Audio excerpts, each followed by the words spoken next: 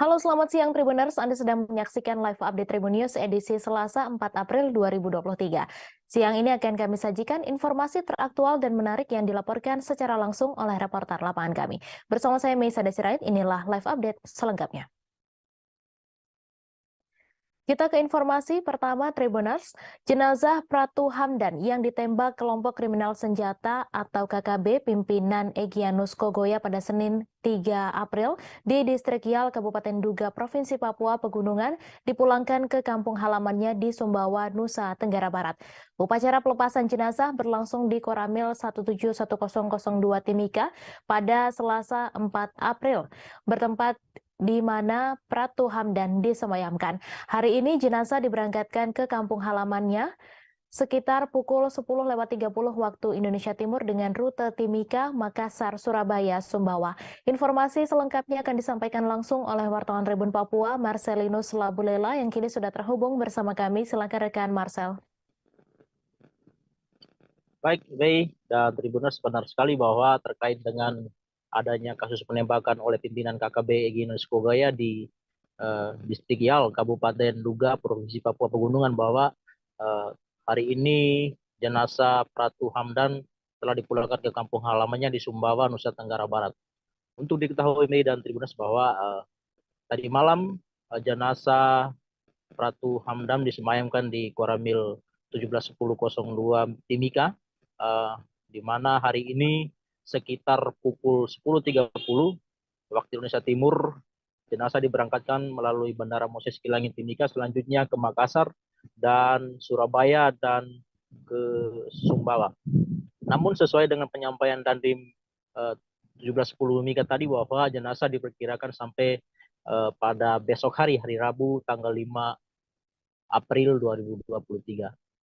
Untuk diketahui Mei bahwa aksi ini terjadi penembakan di Distrik Kabupaten Duga, Provinsi Papua Pegunungan, bahwa ini jaraknya kurang lebih 300 meter, di mana pada saat kontak tembak korban ditembak mengenai kepala hingga meninggal dunia di pos penjagaan. Untuk diketahui sampai di Timika kemarin telah dilakukan pemulasaran dan disemayamkan di Koramil 1710 Timika, dan tadi sudah dibawa menuju ke Makassar. Untuk diketahui juga Mei dan Tribuners bahwa untuk aksi ini memang Distrik Yal sendiri merupakan distrik yang berada dekat dengan Distrik Paro yang ada di Kabupaten Duga. Itu adalah salah satu distrik yang bisa dijangkau menggunakan jalan kaki, namun kalau untuk kendaraan belum bisa terjangkau. Hanya satu-satunya transportasi yang berada di Distrik Yal ini adalah menggunakan pesawat perintis. Terkait dengan pemberangkatan tadi, jenazah dilakukan upacara pelepasan di Koramil 1710 Timika dan dibawa menggunakan mobil ambulans menuju ke Bandara Moses Kilangin Timika. Begitu Mei. Baik, terima kasih rekan Marcel atas laporan Anda. Dan Tribuners, wartawan kami juga telah menghimpun wawancara dengan Dandim 1710 Mimika. Berikut tayangannya untuk Anda. Pos mana tadi? Saya lupa lagi kan. Terima jenazah satu orang anggota dari Bataran 31. Tadi ada tembak-tembak di pos Yal. Tadi dievakuasi ini ke rumah sakit daerah Timika. Saat ini sedang dilaksanakan pembersihan dan macam-macam. Nanti kita semayangkan di Koramil Kota. Rencana besok pagi kita terbangkan ke daerahnya almarhum di Sumbawa, Nusa Tenggara Barat. Itu yang bisa kami sampaikan. Udah mungkin bisa tahu kondisi jam 10 berapa? 10.30 lah, Mas, pakai layar. berarti upacara pelepasannya di Koramil Kota. Di Koramil Kota. Ya, Koramil Kota. Dan rencana pesawat itu dari Timika, Makassar ke Surabaya dulu ya, baru ke Sumbawa. Seorang pengendara motor bernama Syamil tewas seusai ditabrak satu unit mobil Mercy di kawasan Pasar Minggu, Jakarta Selatan pada Minggu 12 Maret dini hari. Pengendara mobil Mercy berinisial MM yang menabrak motor Syamil adalah anak dari seorang model sekaligus aktris Ira Rayani Rizwana. Kini Ira Rayani Rizwana melalui kuasa hukumnya Olop Turnip menceritakan kronologi kecelakaan menurut versi keluarganya. Informasi selengkapnya akan disampaikan langsung oleh wartawan Warta Kota Ihwana Mutuahmiko yang kini sudah terhubung bersama kami. Silakan rekan Ihwana. Ya, terima kasih rekan Mei.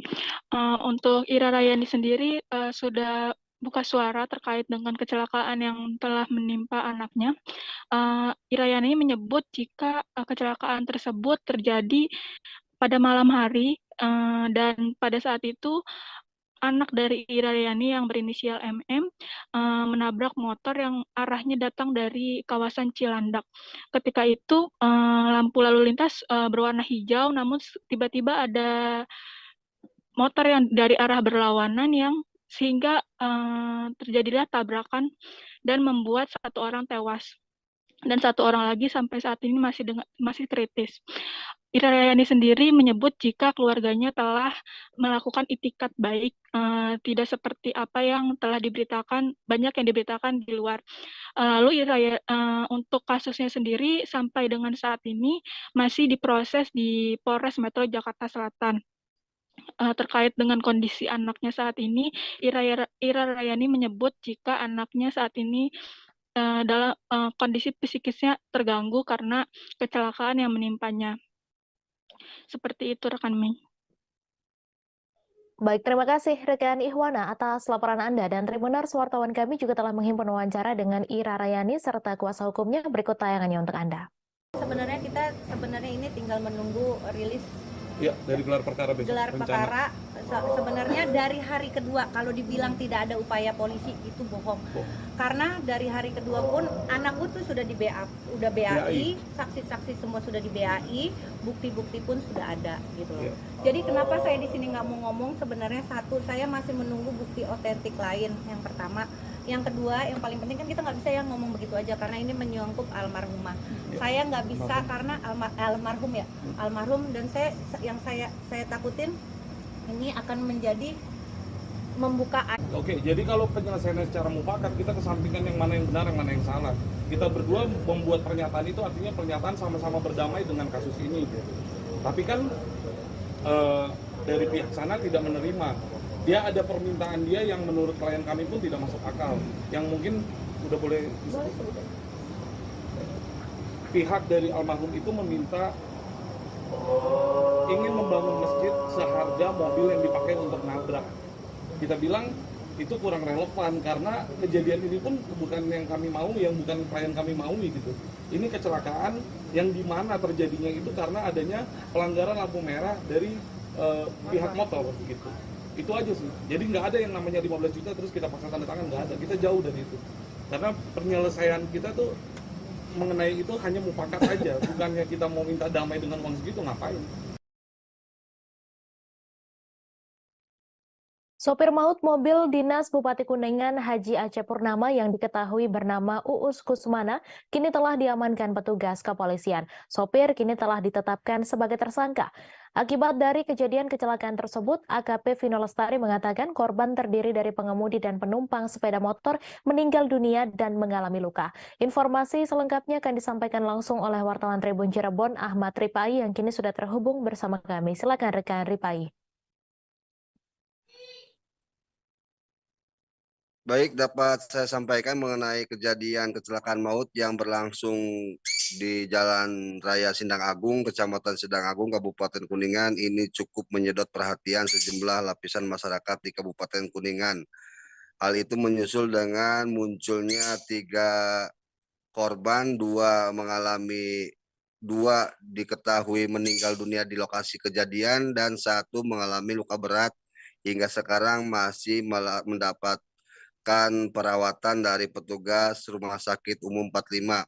Dalam kejadian kecelakaan maut itu sebelumnya diketahui bahwa ada 3 rombongan mobil Bupati beserta Patwal dan Kepala BPBD Kabupaten Kuningan dari arah timur menuju barat. Namun setiba di lokasi kejadian, mobil yang ditunggangi oleh Bupati beserta ajudan mengalami oleng sehingga sang supir membantingkan setirnya ke luar jalan sebelah kanan daripada arah dari timur.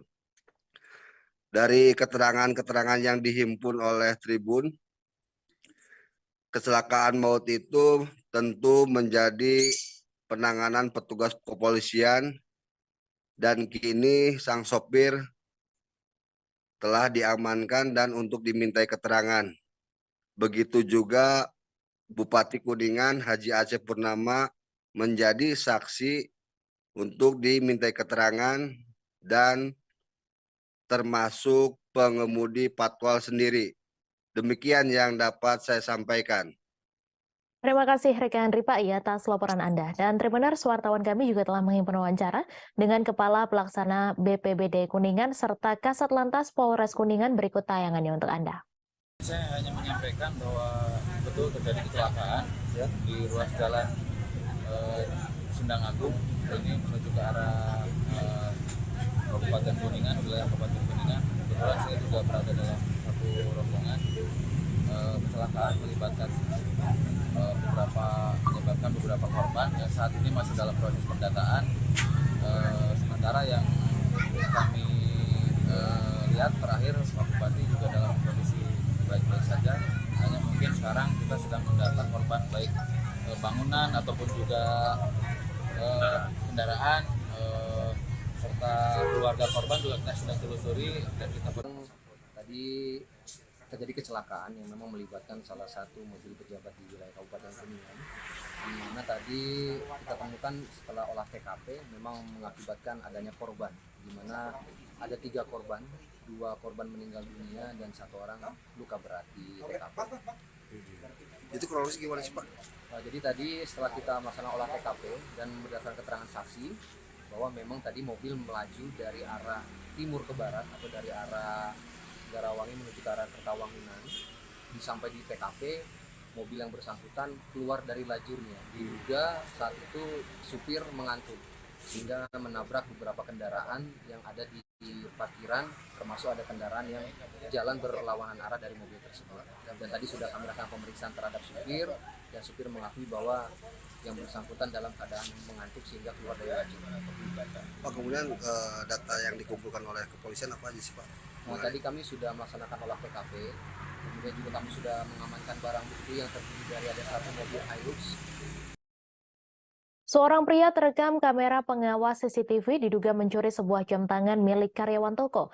Dari rekaman video tersebut, awalnya pria yang mengenakan kemeja putih ini masuk ke dalam sebuah toko elektronik. Setelah masuk ke dalam, pelaku tampak mondar-mandir di dalam toko dan sesekali terlihat berbincang dengan karyawan.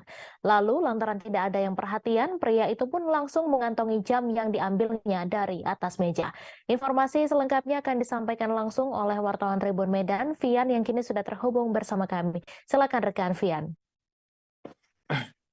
Ya, baik. Selamat siang rekan Mei dan juga Tribuners. Ya, memang kemarin sempat beredar sebuah rekaman video di mana seorang pria ketahuan mengambil sebuah jam tangan milik karyawan toko di kawasan Jalan Gatot Subroto, Kota Medan.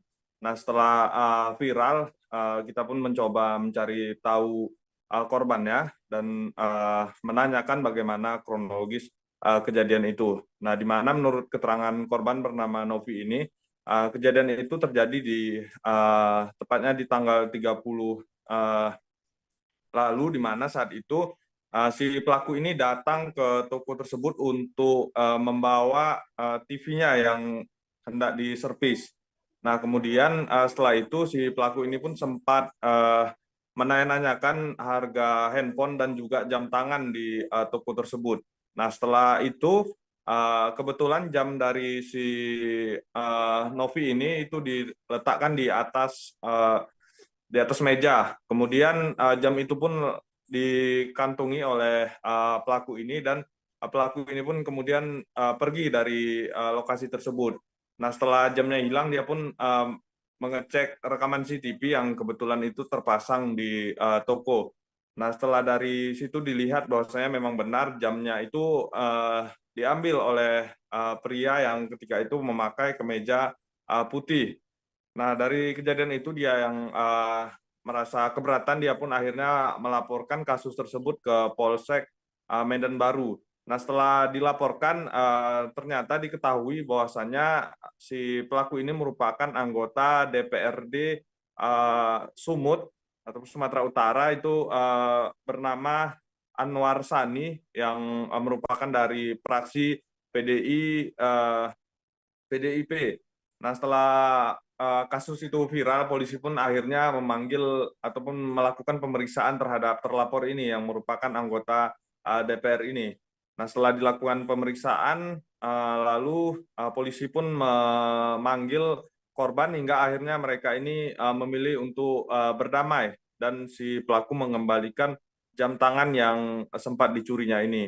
Nah, menurut keterangan polisi yang didapat dari si pelaku ini, pelaku yang merupakan anggota DPR ini mengambil jam tangan milik korban itu karena hilap waktu saat itu. Nah, untuk terkait itu juga korban sudah memaafkan tindakan yang dilakukan oleh pelaku dan sudah mencabut laporannya di kantor polisi. Untuk pelaku juga sudah mengembalikan jam tangan yang diambilnya ini dan sudah meminta maaf kepada korban di kantor polisi kemarin. Ya, untuk kasus tersebut memang saat ini sudah berdamai begitu dan korban pun sudah mencabut laporannya. Ya, sekian dari saya, Mei, kembali ke studio. Terima kasih rekan Vian atas laporan Anda. Dan Tribunars, wartawan kami juga telah menghimpun wawancara dengan korban serta Kapolsek Medan Baru. Berikut tayangannya untuk Anda. Jam kan di meja LDU nih. Nah, masih aman nih, nggak ada yang hilang kan. Pas masalah bapak tadi yang pakai baju putih. Pakai baju putih itu dia mau servis TV. Servis TV, dicek, dia datang jam 1, pas pengecekan setelah setengah jam kemudian kan dia cancel perbaikan. Awalnya dia tuh pas masuk langsung melihat contoh jam sama contoh handphone, nanya, diangkat, dipegang akan jam saya yang warna hitam itu. Nah, ini warnanya apa aja, dia nanya ke teman saya. Warnanya apa aja, warna hitam segala macam, udah oke, dia duduk kembali. Setelah itu kan dia cancel perbaikan untuk servis TV. Nah, dia pas mau pulang tuh singgah dia tuh ke meja LDU. Dan bisa dijelaskan mengenai pencurian jam tangan? Baik, jadi kami mendapat laporan pada hari Sabtu. Sebenarnya kejadiannya itu pada hari Kamis, namun dilaporkan pada hari Sabtu bahwa ada kejadian pencurian di salah satu gerai toko handphone di wilayah Medan Baru. Isunya korban sama pelaku udah damai udah? Ya, jadi setelah mendapatkan laporan, kita melakukan penyelidikan.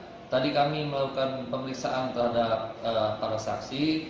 Lalu pada hari ini juga terlapor atau diduga pelaku kita mintai keterangan dan mereka melakukan perdamaian dan mencabut laporan. Alasan pelaku mengambil jam tersebut dah? Baik, jadi alasan dari pelaku yang dapat kami sampaikan bahwa pelaku hilaf pada saat di toko handphone tersebut. Dia hilaf mengambil jam daripada korban. Kalau boleh tahu inisial pelaku dan? Inisial pelaku AS. Mobil Honda Freed tiba-tiba dihentikan polisi berpakaian preman di lampu merah Kebon Jahe, Kelurahan Cipare, Kecamatan Serang, Kota Serang. Informasi yang dihimpun sebelum itu sempat terjadi aksi kejar-kejaran antara polisi dengan pengendara mobil tersebut. Aksi kejar-kejaran dimulai dari Jalan Abdul Hadi hingga lampu merah Kebon Jahe. Diduga aksi tersebut merupakan penangkapan penyalahgunaan narkotika. Informasi selengkapnya akan disampaikan langsung oleh wartawan Tribun Banten, Engkos Kosasih, yang kini sudah terhubung bersama kami. Silakan rekan. Baik, terima kasih rekan Mei. Selamat siang Tribuners dimanapun Anda berada. Betul, aksi kejar-kejaran itu terjadi ketika Minggu sekitar pukul 00.00 waktu Indonesia Barat. Seorang saksi mata yang sengaja diinisialkan namanya berinisial PR mengungkapkan bahwa saat itu mereka saksi tidak tahu bahwa penangkapan itu merupakan penyalahgunaan narkoba. Ada 4 motor yang menghadang mobil Honda Freed tersebut. Sebelum dihadang, sempat terjadi aksi kejar-kejaran di Jalan Abdul Hadi hingga lampu merah Kebon Jahe. Polisi pun sempat membuang tembakan ke udara untuk menghentikan korban, untuk menghentikan pelaku. Sebelumnya mobil itu mengarah ke alun-alun kota Serang. Tapi sebelum sampai ke sana, langsung dikejar oleh polisi yang menduga bahwa pelaku ini merupakan penyalahgunaan narkoba. Hal ini dibenarkan oleh Kabid Humas Polda Banten, Kombes Pol Didik Herianto. Menurut Didik bahwa polisi yang melakukan pengejaran tersebut merupakan anggota Direktorat Reserse Narkoba Polda Banten. Aksi polisi ini untuk menangkap pelaku penyalahgunaan narkoba jenis sabu berinisial RR, warga Kecamatan Serang, Kota Serang. Polisi terpaksa membuang tembakan karena pelaku penyalahgunaan narkoba ini sempat ingin kabur dan hanya nyaris menabrak polisi. Saat ini RR sudah diamankan dengan barang bukti sabu kurang lebih 0,35 gram. Ya, cukup rekan Mei. Baik, terima kasih rekan Engkos Kosasih atas laporan Anda. Selamat bertugas kembali. Kita beralih ke informasi selanjutnya, Tribuners. Sesosok mayat pria ditemukan oleh nelayan Pulau Nasi di pesisir pantai Lok Ketapang, Desa Dedap, Kecamatan Pulau Aceh, Kabupaten Aceh Besar pada Minggu 2 April. Kapolres Aceh Besar AKBP Charlie Syahputra Bustaman melalui Kapolsek Pulau Aceh Ibda Aji Aswardi membenarkan temuan mayat tersebut. Ia mengatakan mayat itu awal mula ditemukan oleh nelayan sekira pukul 7 waktu Indonesia Barat. Informasi selengkapnya akan disampaikan langsung oleh wartawan Serambi News Indra Wijaya yang kini sudah terhubung bersama kami. Silakan rekan Indra. Baik, terima kasih rekan Mei. Selamat siang Tribuners. Dapat kami sampaikan sesosok mayat dengan identitas Fakrul Razi dengan alamat KTP berasal dari PD Jaya ditemukan meninggal dunia di area pesisir pantai Lok Ketapang, Kecamatan Pulau Aceh pada Minggu pagi kemarin. Penemuan mayat itu awalnya diketahui oleh salah seorang nelayan daerah Pulau Nasi yang berangkat mencari mencari telur penyu di area sekitaran pesisir pantai tersebut. Nah, saat sedang melihat lokasi telur penyu, ia melihat sosok mayat terapung di area pinggiran pantai.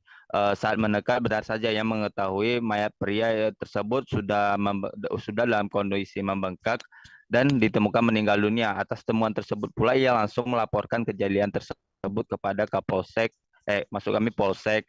Pulau Aceh, dan dari Polsek Pulau Aceh diteruskan kepada tim SAR BPBD Aceh Besar untuk dilakukan evakuasi. Nah, berdasarkan pengembangan dan penelusuran yang dilakukan oleh pihak aparat kepolisian, diketahui bahwa korban ini merupakan warga asli PD Jaya yang pergi yang datang ke area Kabupaten Aceh Jaya, tepatnya di Kecamatan Lamno. Nah, pria ini dikabarkan oleh pihak aparat keamanan di Lamno bahwa ia pergi memancing pada Kamis 30 Maret lalu.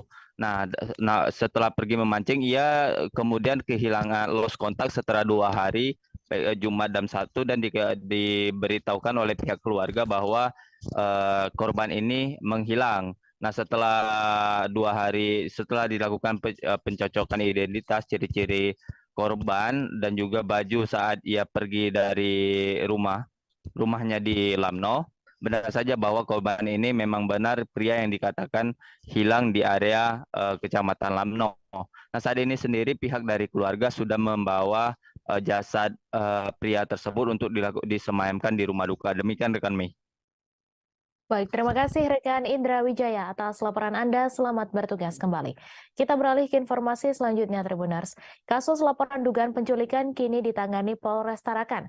Namun belakangan diketahui kasus ini belum bisa disimpulkan apakah kategori penculikan atau tidak. Karena informasi diterima Polres Tarakan, orang yang dilaporkan mengalami penculikan dan laporannya dimasukkan pada Minggu 2 April kemarin justru dilaporkan sudah sempat kembali pada Senin 3 April pagi lalu pergi lagi dari rumah. Informasi selengkapnya akan disampaikan langsung oleh wartawan Tribun Kaltara Andi Pausiah yang kini sudah terhubung bersama kami. Silakan rekan Andi. Ya, baik rekan, selamat siang Tribuners, bersama saya Andi, melaporkan dari Kota Tarakan, Provinsi Kalimantan Utara. Ya benar, kasus laporan dugaan penculikan kini ditangani oleh Polres Tarakan. Namun belakangan diketahui kasus ini belum bisa disimpulkan apakah kategori penculikan atau tidak. Karena informasi diterima Polres Tarakan, orang yang dilaporkan mengalami penculikan yang dimana laporannya dimasukkan pada hari Minggu tanggal 2 April 2023, kemarin justru dilaporkan sudah sempat kembali ke esokan harinya atau pagi harinya, namun kembali lagi pergi dari rumah. Kapolres Tarakan AKBP Ronaldo Maradona TPP Sirgar mengatakan dalam rilis pers kasus ini, ia ingin meluruskan informasi yang sudah sempat beredar. Ia melaksanakan rilis pers pada hari Senin tanggal 3 April 2023 siang kemarin sekitar pukul 14.00 WITA. Dikatakan Kapolres Tarakan, informasi awalnya berasal dari rekan media. Selanjutnya, setelah menelusuri informasi itu, akhirnya berhasil mendapat orang yang memberikan informasi bahwa ada orang diculik dan meminta tolong ke admin media sosial untuk diviralkan agar bisa ditindak kepolisian. Dalam pesannya, dalam pesan singkatnya beredar di medsos, ada kata-kata meminta diviralkan dan bahasanya mengarah pada adanya keterlibatan oknum instansi, dan setelah itu malah mendapatkan laporan tersebut, Kapolres Tarakan langsung melaksanakan apel untuk menelusuri kasus ini, mengingat laporan apapun masuk dalam bentuk dugaan penculikan harus segera ditindaklanjuti karena belakangan ini kasus penculikan marak pemberitaannya. Dan ia juga mencari informasi apakah ada anggotanya baik di Polres Tarakan, baik di Reskrim maupun di Satres Narkoba, apakah ada melakukan penangkapan. Namun hasilnya juga nihil, tidak ada anggotanya mengakui tengah melakukan penangkapan. Dan ia juga menyampaikan bahwa prosedur pada saat melakukan upaya paksa itu ada aturannya. Lalu selanjutnya pihaknya melakukan penyelidikan. Akhirnya pada pukul 1:30 dini hari, pihak keluarga diwakili oleh istri suami, di mana suami yang dilaporkan ini diduga diculik, melapor ke Polres Tarakan dan membuat laporan resmi. Berbekal keterangan dari istri sebagai saksi, akhirnya didapati sejumlah informasi bahwa lokasinya itu ada dua. Pertama, di kediamannya di Kelurahan Kampung 4, keterangan dari sang istri didatangi 4 orang laki-laki tak dikenal dan mengambil handphone miliknya. Kemudian di lokasi kedua adalah di tempat sang suami diduga dijemput paksa dan yang disebut oleh sang istri disebut sebagai diduga penculikan. Kemudian adapun berdasarkan informasi sementara berkaitan dengan pengusaha kayu, karena sang suami atau orang yang dilaporkan diduga diculik ini adalah pengusaha kayu. Dan kemudian dilanjutkan ke Polres Tarakan, ia mendapati informasi lagi masuk ke Reskrim Polres Tarakan bahwa pukul 6 esoknya atau berjeda beberapa jam dari pukul 1:30 membuat laporan, sang suami dilaporkan kembali ke rumah lalu pergi lagi, dan pada saat kembali hanya mengembalikan handphone. Hingga dalam kasus ini, Kapolres Tarakan menegaskan pihaknya tidak bisa terlalu cepat menilai dan meminta waktu untuk melakukan penyelidikan. Apakah kasus ini bisa disimpulkan sebagai dugaan penculikan? Ia masih membutuhkan waktu untuk penyelidikan dan meminta waktu untuk menelusuri kasus ini. Demikian rekan, saya melaporkan dari Kota Tarakan, Provinsi Kalimantan Utara.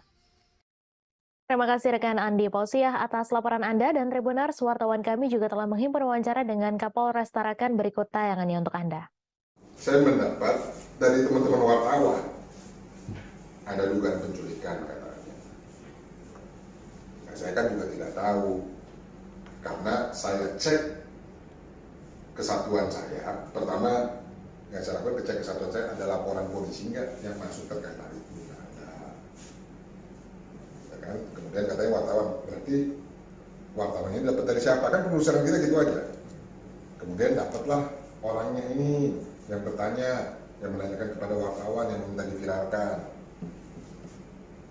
Kemudian malamnya itu saya apelkan anggota piket untuk menelusuri ini. Karena begini, beberapa waktu lalu kita dapat viral soal penculikan anak, ingat? Sekarang ada lagi penculikan garis miring tulisannya itu, penangkapan oleh petugas tanpa menunjukkan apalan gitu, tanpa identitas atau apa bunyinya kan. Nah, ya saya tindak lanjuti. Kemudian saya perintahkan jajaran saya untuk mengecek. Jadi kita bertanya ke satuan-satuan lain. Ya kan di sini kan banyak. Ada Polda. Seorang sopir taksi online tewas di tangan kawanan perampok di Tol Jagorawi, wilayah Kabupaten Bogor pada Senin 3 April. Peristiwa ini dikabarkan terjadi pada Senin waktu dini hari. Kawanan perampok ini berjumlah 3 orang. Namun sementara ini baru 1 orang yang berhasil diamankan dan sisanya berhasil kabur. Informasi selengkapnya akan disampaikan langsung oleh wartawan Tribun Bogor, Naufal Fauzi, yang kini sudah terhubung bersama kami. Silakan rekan Naufal.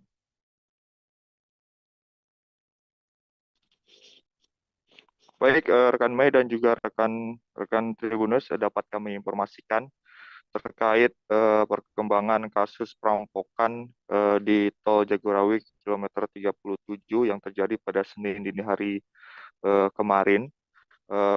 Berdasarkan informasi yang kami terima hari ini, bahwa pihak Satreskrim Polres Bogor telah berhasil menangkap dua orang pelaku yang sempat berhasil kabur, sehingga total 3 orang pelaku ini yang melakukan perampokan sadis sampai korban meninggal dunia, ketiganya sudah ditangkap.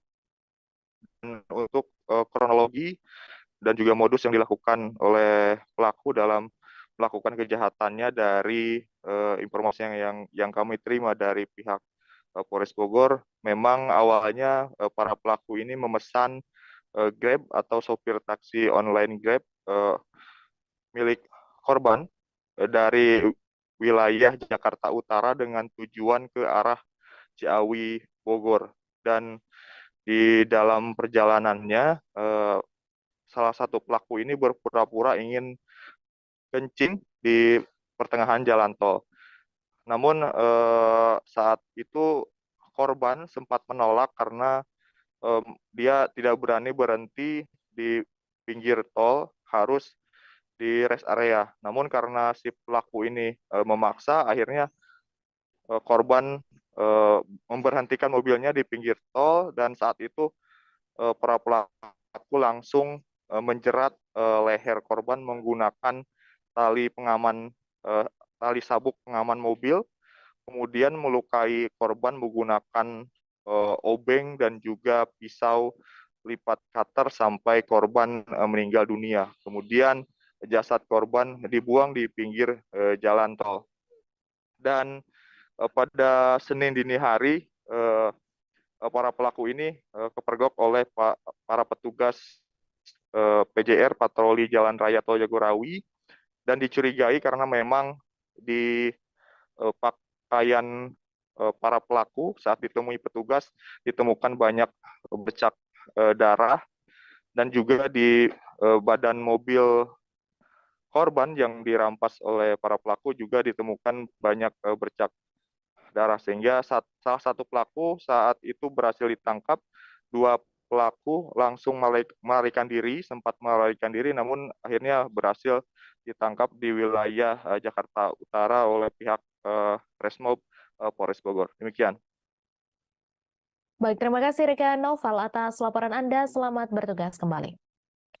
3 komplotan pengganjal mesin ATM berhasil dibekuk. Hal ini diketahui dari akun TikTok Resmob Jepara ID. Dalam salah satu unggahannya, personel Resmob Polres Jepara merekam detik-detik penangkapan kepada para tersangka. Proses penangkapan pun berlangsung cepat. Informasi selengkapnya akan disampaikan langsung oleh wartawan Tribun Muria, Muhammad Yunan Setiawan, yang kini sudah terhubung bersama kami. Silakan rekan Yunan. Oke, terima kasih Mei. Kemarin saya mendapatkan info bahwa ada penangkapan 3 komplotan pengganjal mesin ATM yang sebelumnya dilaporkan telah beroperasi di mesin ATM di Kecamatan Monggo, atau tepatnya mesin ATM yang berada di minimarket modern. Nah, informasi ini pertama kali menyebar melewat akun TikTok Resmob Polres Jepara. Di akun mereka membagikan rekaman video penangkapan terhadap 3 tersangka. 3 tersangka ini ditangkap pada 27 Januari kemarin, 27 Maret kemarin di area dekat SPBU Mulyoharjo, Kabupaten Jepara. Dan sebelum penangkapan, tim dari Resmob Polres Jepara melakukan pengintaian kepada 3 tersangka ini, dan diduga bahwa 3 tersangka ini ternyata juga beraksi di ATM SPBU Mulyoharjo itu. Kemudian setelah 3 tersangka ini beraksi di SPBU itu, tim mengintai, membuntutinya, dan ketika sudah dinilai tepat untuk meringkus, tim langsung menghentikan mobil Terios yang dikendari oleh 3 tersangka dan langsung membekuknya. Dan setelah ditangkap, 3 tersangka ini dibawa ke markas Resmob Polres Jepara, dan di sana juga 3 tersangka ini sepertinya diminta untuk menyampaikan pesan kepada pelaku pengganjal mesin ATM bahwa mereka jangan sampai masuk ke wilayah hukum Polres Jepara. Apabila mereka nekat masuk, nanti akan nasibnya seperti mereka yang sudah ditangkap ini. Dari informasi yang dihimpun Tribun Muria, 3 tersangka ini memiliki peran yang berbeda. Satu orang ada yang berpura-pura membantu korban ketika ada ATM berjalan. Satu lagi ada yang berperan untuk mengintip PIN ATM dari korban. Dan satu lagi ada yang berperan mengawasi kondisi.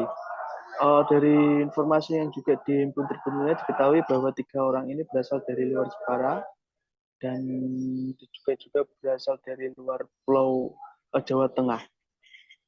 Atas penangkapan ini, Kasat Reskrim Polres Jepara KP Ahmad Mazatuhari menyampaikan bahwa dia membenarkan penangkapan tersebut, dan informasi lebih lanjut atau lebih detailnya terkait identitas penangkapan, motif, dan berapa TKP atau berapa uang yang sudah berhasil tersangka dapatkan dari modus pencurian ini akan disampaikan pada besok Rabu 5 Desember. Demikian laporan saya. Baik, terima kasih rekan Yunan atas laporan Anda. Selamat bertugas kembali. Kita beralih ke informasi selanjutnya, Tribuners. Tahanan titipan pengadilan di Rumah Tahanan Negara atau Rutan Mamuju, Sulawesi Barat, kabur saat mendapat perawatan di rumah sakit. Kepala Rutan Kelas 2B Mamuju, Novian Endus Santoso, membenarkan hal tersebut. Pria yang akrab disapa Endus itu menambahkan semua prosedur sudah dilakukan. Menurutnya, dengan keluarnya surat pembantaran terhadap tahanan yang kabur, hal tersebut sudah bukan lagi tanggung jawab rutan. Informasi selengkapnya akan disampaikan langsung oleh wartawan Tribun Sulbar, Zuhaji, yang kini sudah terhubung bersama kami. Silakan rekan Zuhaji. Ya, terima kasih Mei. Selamat siang Tribuners. Tahanan titipan pengadilan di Rutan Kelas 2B Mamuju, Sulawesi Barat dinyatakan kabur pada beberapa waktu lalu di Rumah Sakit Umum Daerah Kabupaten Mamuju.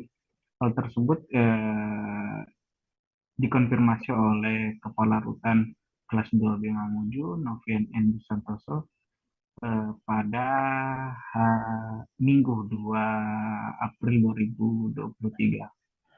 Pria yang akrab dia disapa Endus itu menambahkan semua prosedur sudah dilakukan dan sudah dilakukan pengajuan pembantaran ke pengadilan dan disetujui oleh pengadilan negeri, kemudian dieksekusi oleh pihak Kejari Mamuju, dan sudah semestinya hal tersebut pengawasannya dilakukan oleh Kejari Mamuju. Apabila kemudian hari tahanan tersebut dinyatakan sehat, pengadilan akan kembali membuatkan surat untuk penahanan. Selanjutnya dieksekusi kembali oleh Kejari Mamuju. Dari pantauan lapangan, saat ini rutan kelas 2B Mamuju pasca kaburnya terdakwa atas nama Anas bin Fattah terkait kasus penipuan dengan modus hipnotis, pagar maupun seluruh akses pintu masuk rutan kelas 2B Mamuju diperketat, dan berdasarkan keterangan tambahan dari PLH Kasih Intel Kejari Mamuju, Didit Nugroho mengatakan setelah berulang kali ke rumah sakit, tersangka atas nama Anas tadi disetujui pembantarannya untuk dibawa ke rumah sakit RSUD Mamuju, dan sesuai standar operasional prosedur mereka bekerja mengawasi dan mengawal ketat terdakwa. Namun pada malam di hari Kamis, tepatnya pada tanggal 30 pukul 1:59, terdakwa berhasil memperdayai petugas dengan meminta keluarganya berkomunikasi dengan para pengawas untuk dilepaskan borgolnya. Baik, ini mungkin itu yang bisa saya sampaikan. Terima kasih. Baik, terima kasih rekan Suhaji atas laporan Anda. Selamat bertugas kembali. Kita beralih ke informasi selanjutnya, Tribuners. Selesai videonya viral dan nyaris membuat seorang ojek online terjatuh dari sepeda motor, akhirnya bocah pelaku prank pocong di wilayah Makam Samaan berhasil diamankan. Setelah diamankan, bocah itu meminta maaf atas keresahan yang terjadi akibat ulahnya. Diketahui bahwa bocah pelaku prank pocong berinisial A berusia 12 tahun tinggal tidak jauh dari lokasi kejadian. Informasi selengkapnya akan disampaikan langsung oleh wartawan Surya, Kukuh Kurniawan, yang kini sudah terhubung bersama kami. Silakan rekan Kukuh.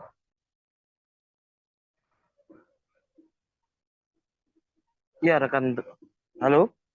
Ya, rekan Tribuners. Bisa saya jelaskan bahwa usai videonya viral dan nyaris membuat seorang ojek online atau ojol terjatuh dari sepeda motor, akhirnya bocah cilik atau bocil pelaku prank pocong di wilayah Makam Samaan, Kota Malang berhasil diamankan. Dan usai diamankan, itu pun meminta maaf atas keresahan yang terjadi akibat ulahnya tersebut. Lurah Samaan, Kecamatan Klojen, Kota Malang, Anang Setiawan mengatakan bahwa pelaksanaan mediasi telah dilakukan di kantor Kelurahan Samaan pada Minggu tanggal 2 April 2023 lalu. Diketahui bahwa bocil pelaku prank pocong berinisial A tinggal 12 usia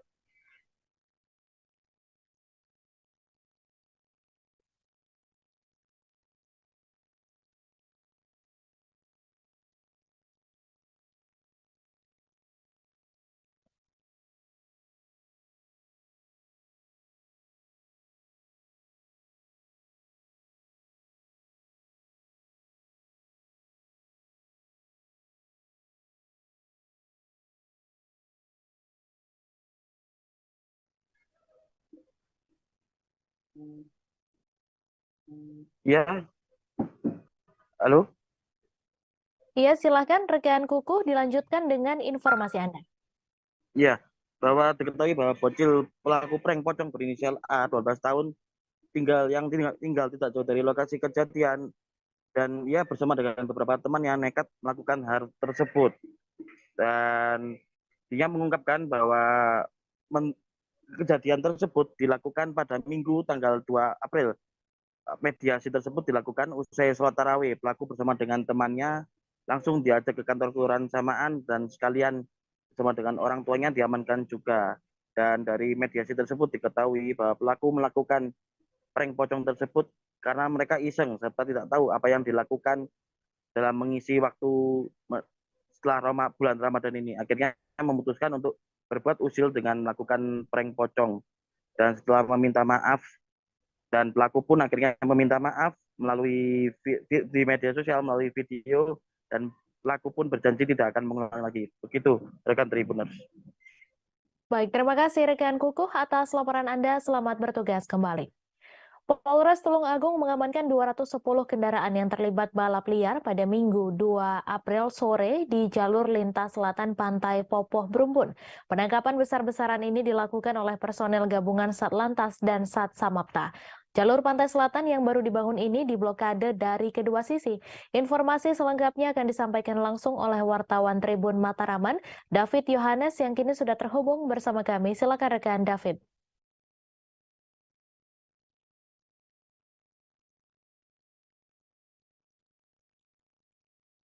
Ya, selamat siang Tribuners. Polres Tulungagung menangkap total 210 kendaraan yang diduga terlibat aktivitas balap liar pada Minggu sore. Jadi 210 kendaraan ini terdiri dari 208 sepeda motor dan 2 mobil. Sebenarnya saat proses penangkapan ada 309 kendaraan yang saat itu ditangkap. Namun 99 kendaraan lainnya hanya melakukan pelanggaran administrasi, jadi surat-suratnya yang tidak lengkap, sehingga mereka tidak disita, namun dilakukan tilang. Sementara 210 lainnya, kendaraan ini diangkut ke Mapolres Tulungagung untuk ditahan sementara sampai proses hukum selesai. Jadi aktivitas balap liar ini memang dikeluhkan warga karena jalur CLS ini adalah jalur baru yang memang mulus, yang baru selesai dibangun sehingga memudahkan mereka untuk beraktivitas trek-trekan di sini, dan ini dikhawatirkan mengganggu dan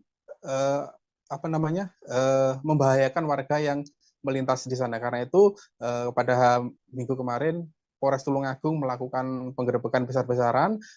Jalur yang dipakai itu diblokade dari kedua arah sehingga ada ratusan sepeda motor dan 2 mobil ini yang bisa diamankan, dan seluruh kendaraan yang diamankan wajib untuk mengikuti sidang tilang, dan nantinya untuk mengambil mereka juga wajib mengembalikan semua spek kendaraan sesuai dengan keluaran pabrik. Jadi terutama yang paling banyak adalah kendaraan protolan yang disetting untuk trek-trekan dan juga sepeda motor yang menggunakan knalpot brok. Semuanya wajib untuk dikembalikan menggunakan onderdil asli pabriknya. Sementara knalpot brong yang selama ini dipasang wajib dimusnahkan di depan polisi.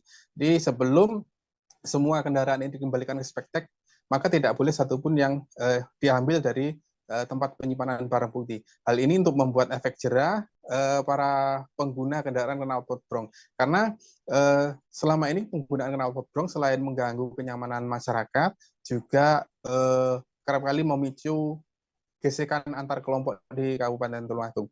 Demikian juga aktivitas balap liar, ini juga menjadi konsen tersendiri bagi Polres Tulungagung karena seringkali menimbulkan kecelakaan yang membahayakan warga. Selain itu juga mengganggu masyarakat yang saat ini sedang melaksanakan ibadah puasa. Apalagi aktivitas trek-trekan balap liar ini dilakukan saat ngabuburit menjelang buka puasa, dan pelakunya mayoritas adalah kelompok remaja.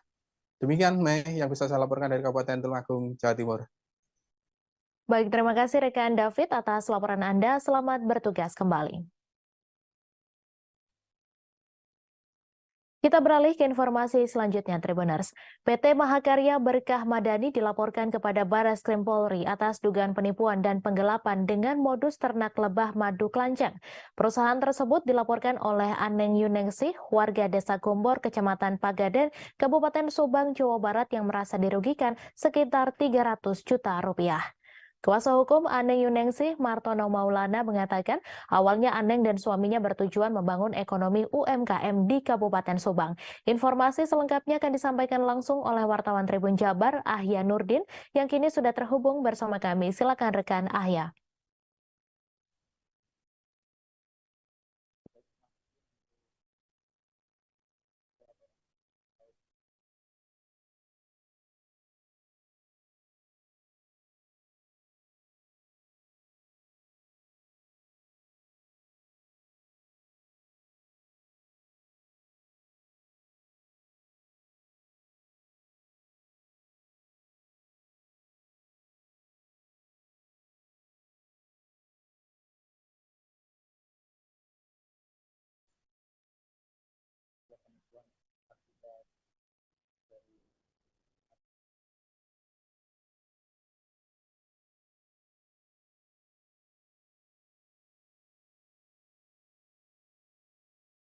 juga penipuan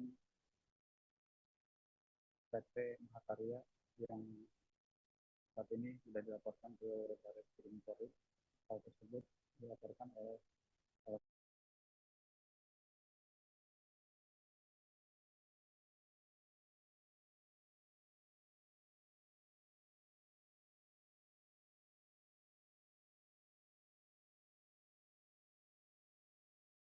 kasus tersebut berawal dari pelaporan seorang agen yang merasa tertipu karena bisnis tersebut atau bisnis madu kelenceng ini tidak berjalan sebagaimana mestinya, dan hal ini yang menyebabkan si agen tersebut juga dilaporkan oleh korban lainnya karena korban-korban yang lainnya membeli atau ikut dalam program tersebut melalui agen yang bernama Haji Aneng sendiri. Diperkirakan Haji Aneng sendiri bisa merekrut puluhan anggota sehingga totalnya hampir 12 miliar rupiah. Aneng merasa dirugikan oleh PT MBM tersebut yang berlokasi kabarnya ada di Cirebon, Jawa Barat. Sejauh ini berdasarkan berita yang diupload dari Tribun Jabar di media sosial juga mulai ramai bahwa kasus tersebut ternyata sudah berlangsung 2 bulan lalu sampai sekarang, namun belum ada warga yang berani melaporkan PT MBM tersebut. Mengingat warga melalui pelantara Aneng tersebut ikut program tersebut, sehingga warga melaporkan Aneng yang merupakan agen dari khususnya untuk wilayah Kecamatan Pagaden tersebut. Rata-rata korban mengalami kerugian antara 100 sampai 300 juta karena satu struk madu tersebut, bisnis lebah madu tersebut harganya 1.200.000. Mereka akan mendapatkan hasil 4 bulan sekali atau sekali panen 4 bulan sekali, yaitu dengan hasil sekitar Rp400.000. Bisnis itulah yang membuat masyarakat atau anggota yang lainnya tergiur untuk terus menambah investasinya sehingga semakin lama semakin besar dan hasilnya ternyata baru 1 kali cair. Selanjutnya sampai sekarang beberapa bulan kemudian tidak pernah ada pencairan lagi dari hasil madu lebah kelenteng tersebut. Saat ini kasusnya masih dilaporkan ke Barreskrim dan beberapa anggota kelompok dari yang tertipu kasus ini juga sudah mulai melaporkan ke jajaran Satreskrim Polres Subang. Demikian yang bisa saya laporkan langsung dari Polres Subang, Jawa Barat. Terima kasih rekan Ahya atas laporan Anda, dan Tribuners wartawan kami juga telah menghimpun wawancara dengan pengacara korban. Berikut tayangannya untuk Anda. PT itu beralamat di Bandung, Pak. Bandung. Saya selaku kuasa dari Haja Aneng Yuningsih yang beralamat di Kampung Gembor, itu Kecamatan Pagaden, Kabupaten Subang. Di mana Ibu Aneng ini salah satu korban, Pak, dari PT MBM. Korban apa? Di mana PT MBM ini sebuah perseroan yang bekerja sama atau mengadakan kerjasama dengan petani-petani lebah di bawah yang siap bertani lebah. Salah satunya Ibu Aneng. Kemudian Bu Aneng tertarik dan alhamdulillah Bu Aneng sudah berjalan pada semula, itu alhamdulillah berjalan mulus. Namun dengan seiringnya waktu Haja Aneng ini merasakan keganjilan. Namun karena beliau ini termasuk petani lebah yang dibilang berhasil, jadi banyak yang tertarik, Pak. Bagaimana sih caranya? Bagaimana? Akhirnya Bu Aneng menjelaskan, saya kerjasama dengan PT MBM. Dan akhirnya banyak orang-orang yang ingin bekerja sama dengan PT MBM. Bergulirnya waktu, kemudian ada pada bulan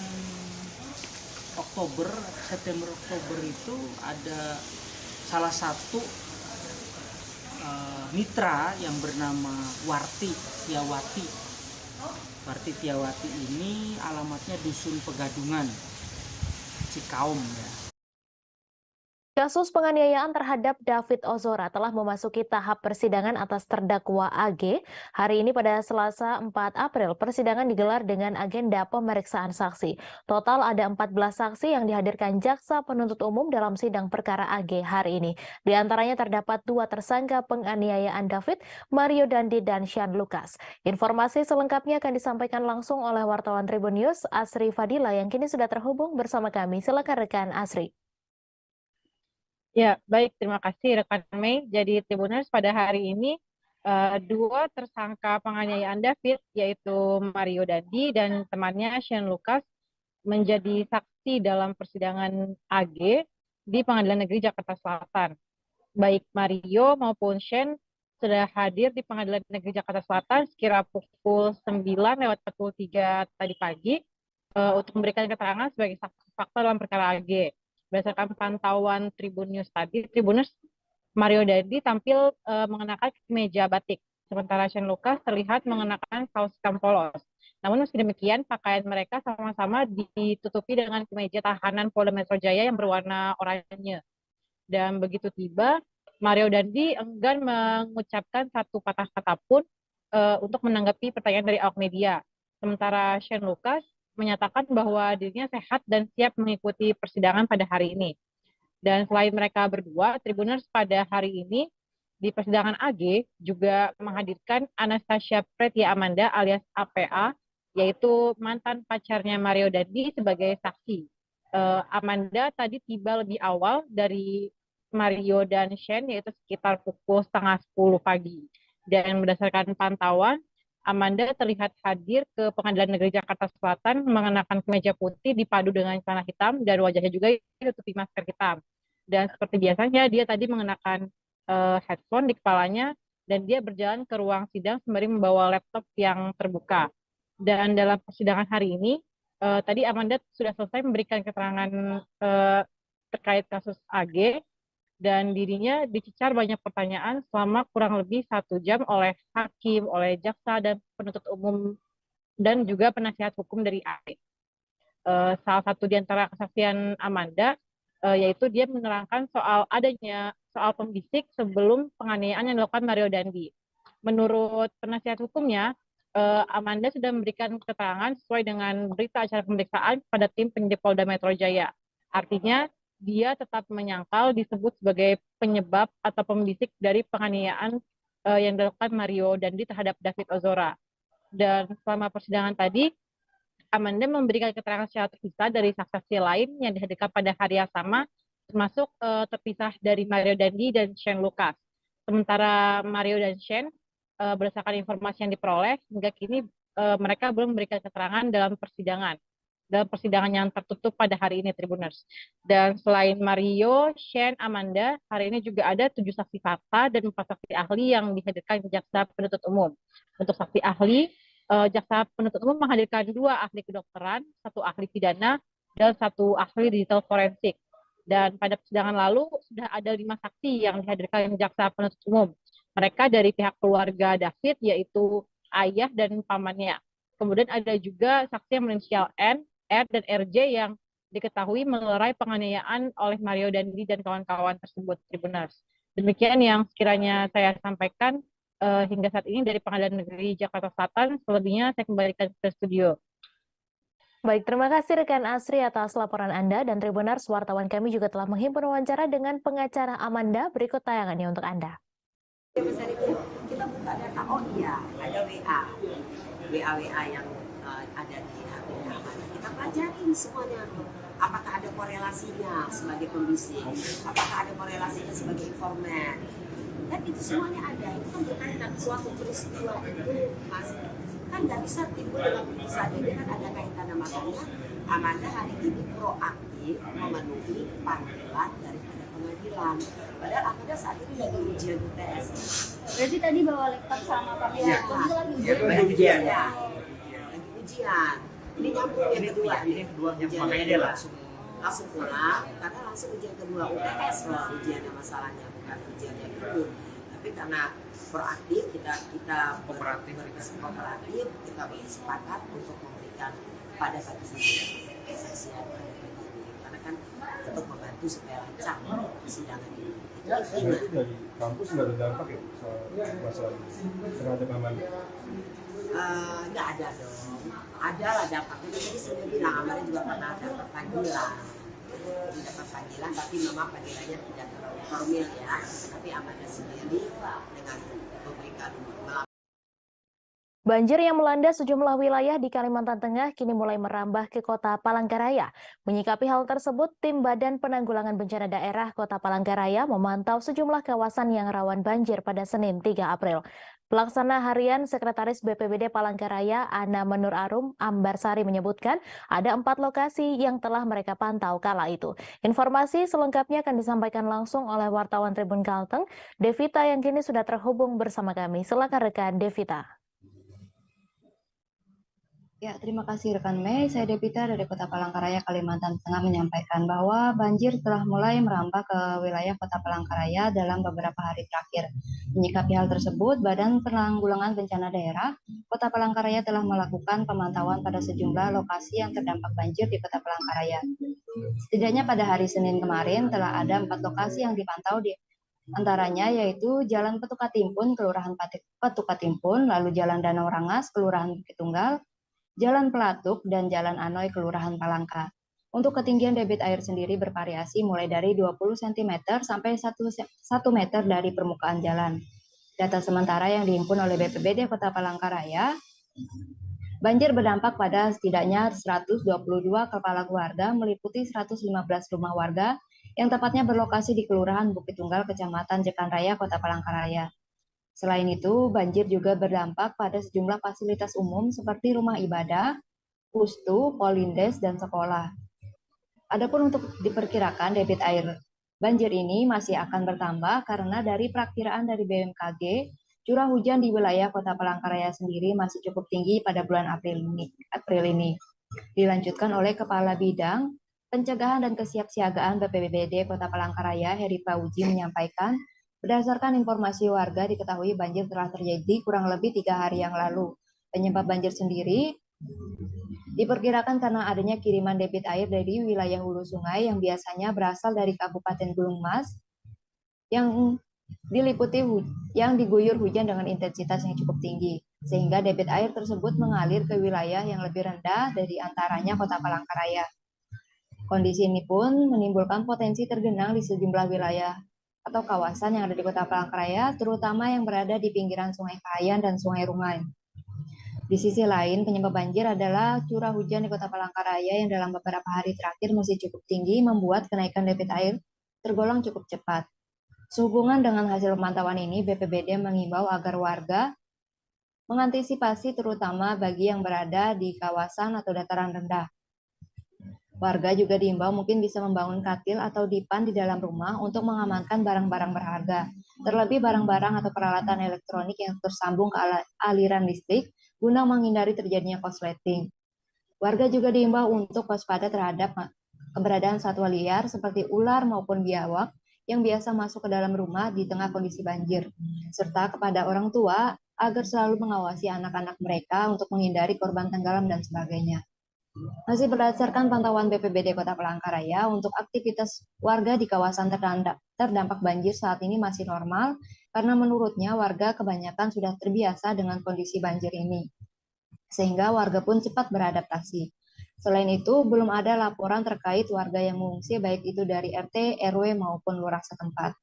Ya, mungkin sekian yang saya sampaikan, kembali ke studio. Terima kasih rekan Devita atas laporan Anda, selamat bertugas kembali. Bupati Halmahera Selatan Usman Sidik menegaskan penerapan wajib ber-KTP Halmahera Selatan tidak hanya berlaku kepada tenaga kerja di perusahaan tambang yang beroperasi di Pulau Obi. Wajib ber-KTP Halmahera Selatan juga diberlakukan kepada para pimpinan Satuan Kerja Perangkat Daerah lingkup Pemkab Halmahera Selatan.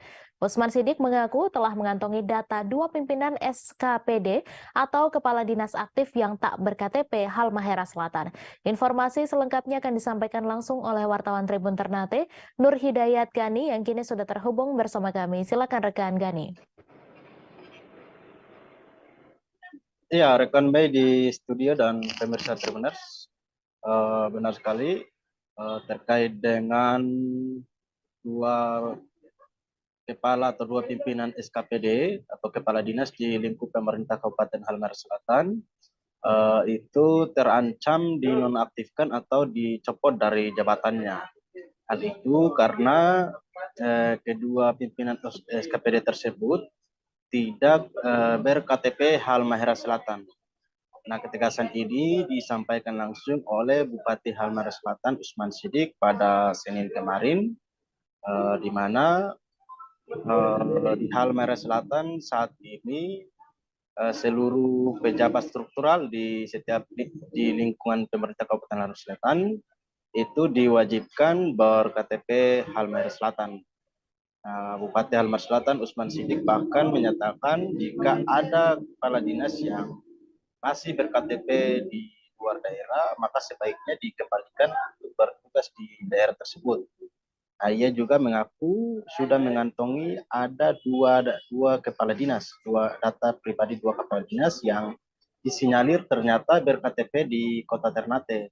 Oleh karena itu, Usman Sidik menyatakan bahwa kedua kepala dinas tersebut bakal dinonaktifkan dari jabatannya dalam waktu dekat ini. Mei dan Tribuners, kendati demikian, Usman Sidik belum membuka lebih jauh data dari kedua kepala SKPD tersebut. Dia menyarankan kepada awak media untuk mempertanyakan langsung kepada Dinas Catatan Sipil di Halmahera Selatan. Mei dan Tribuners, di Halmahera Selatan sendiri, pemerintah kabupaten telah menerapkan wajib KTP Halmahera Selatan, di mana seluruh tenaga kerja yang bekerja di perusahaan pertambangan, khususnya di wilayah Pulau Kobi, itu diwajibkan harus ber-KTP Halmahera Selatan. Karena Halmahera Selatan, menurut Usman Sidik, Bupati Halmahera Selatan, tahun ini kekurangan banyak penduduk, yaitu kurang lebih ada sekitar 7.000 penduduk Halmahera Selatan yang berdomisili di Kabupaten Halmahera Tengah dengan alasan bekerja di perusahaan tambang. Maka dari itu, pemerintah Kabupaten Halmahera Selatan juga menerapkan hal yang sama, yakni warga di luar Halmahera Selatan, khususnya di wilayah Maluku Utara maupun di luar wilayah Maluku Utara yang bekerja di Halmahera Selatan harus ber-KTP Halmahera Selatan. Nah, Bupati Halmahera Selatan Usman Sidik juga mengaku saat ini tercatat sekitar 18.000 warga di luar daerah yang bekerja di beberapa perusahaan tambang di Halmahera Selatan.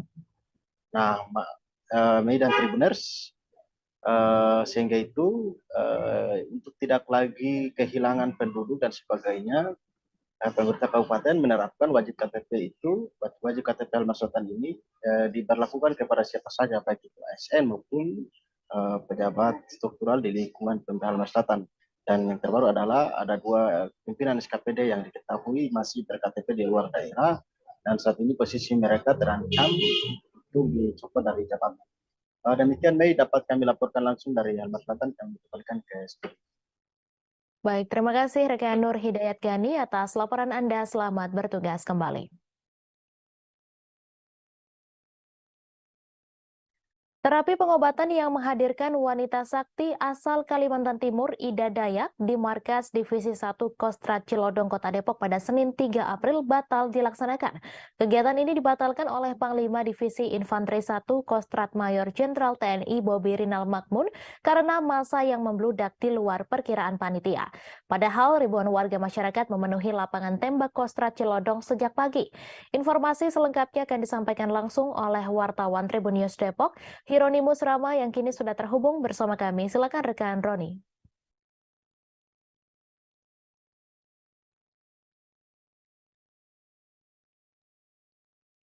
Baik, Mei dan Tribuners, seperti yang disampaikan tadi bahwa pengobatan alternatif yang digelar oleh wanita asal Kalimantan Timur, Ida Dayak, batal dilakukan di Markas Kostrad Cilodong, tepatnya di lapangan tembak Kostrad Cilodong pada hari Senin kemarin. Nah, sedianya kegiatan ini berlangsung selama 2 hari, yaitu pada 3 sampai dengan 4 April 2023, atau hari ini dengan kemarin.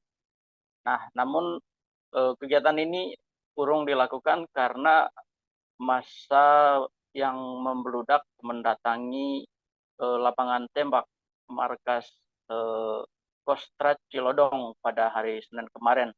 Ada ribuan warga yang datang dari berbagai daerah mulai dari seputaran Jakarta dan Bogor, Tangerang, Bekasi, dan di Depok sendiri, juga dari daerah-daerah lain di Jawa Barat seperti Pangandaran, lalu ada dari Jawa Tengah, dari Demak, hingga dari Palembang dan beberapa daerah lainnya. Nah,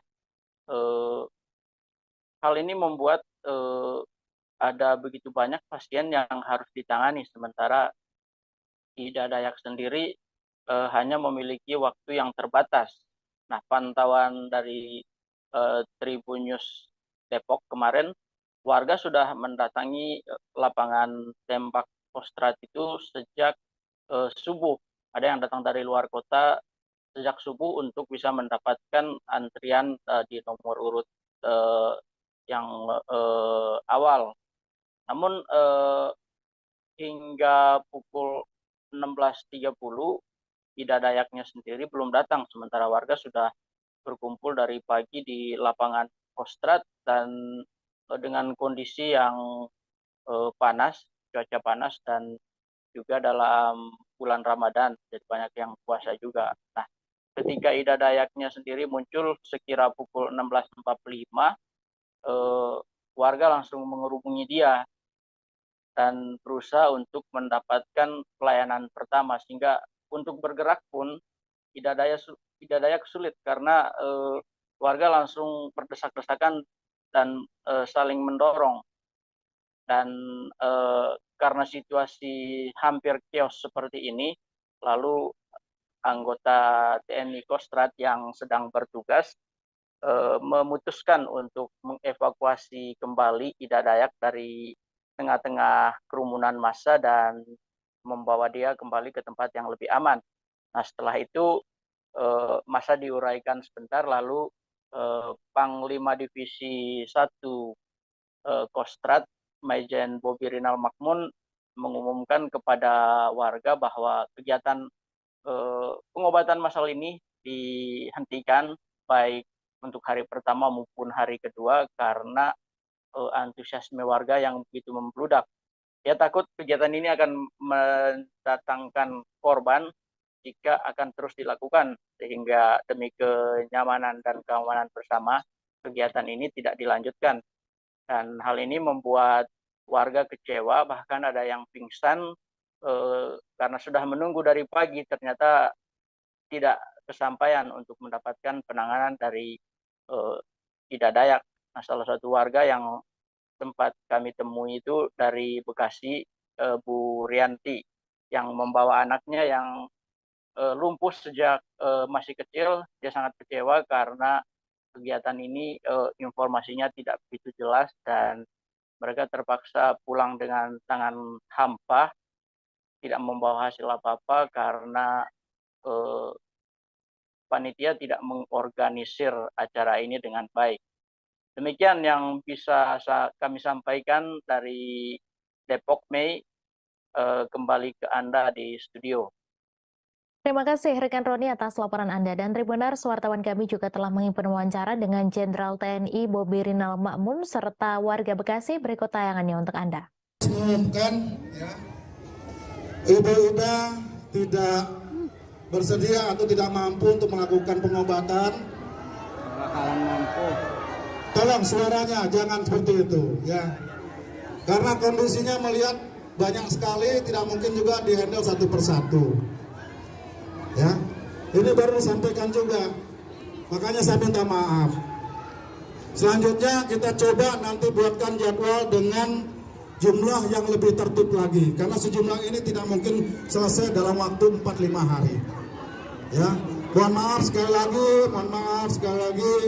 Semoga Bapak Ibu kembali ke rumah masing-masing dalam kondisi yang baik, selamat sampai tujuan.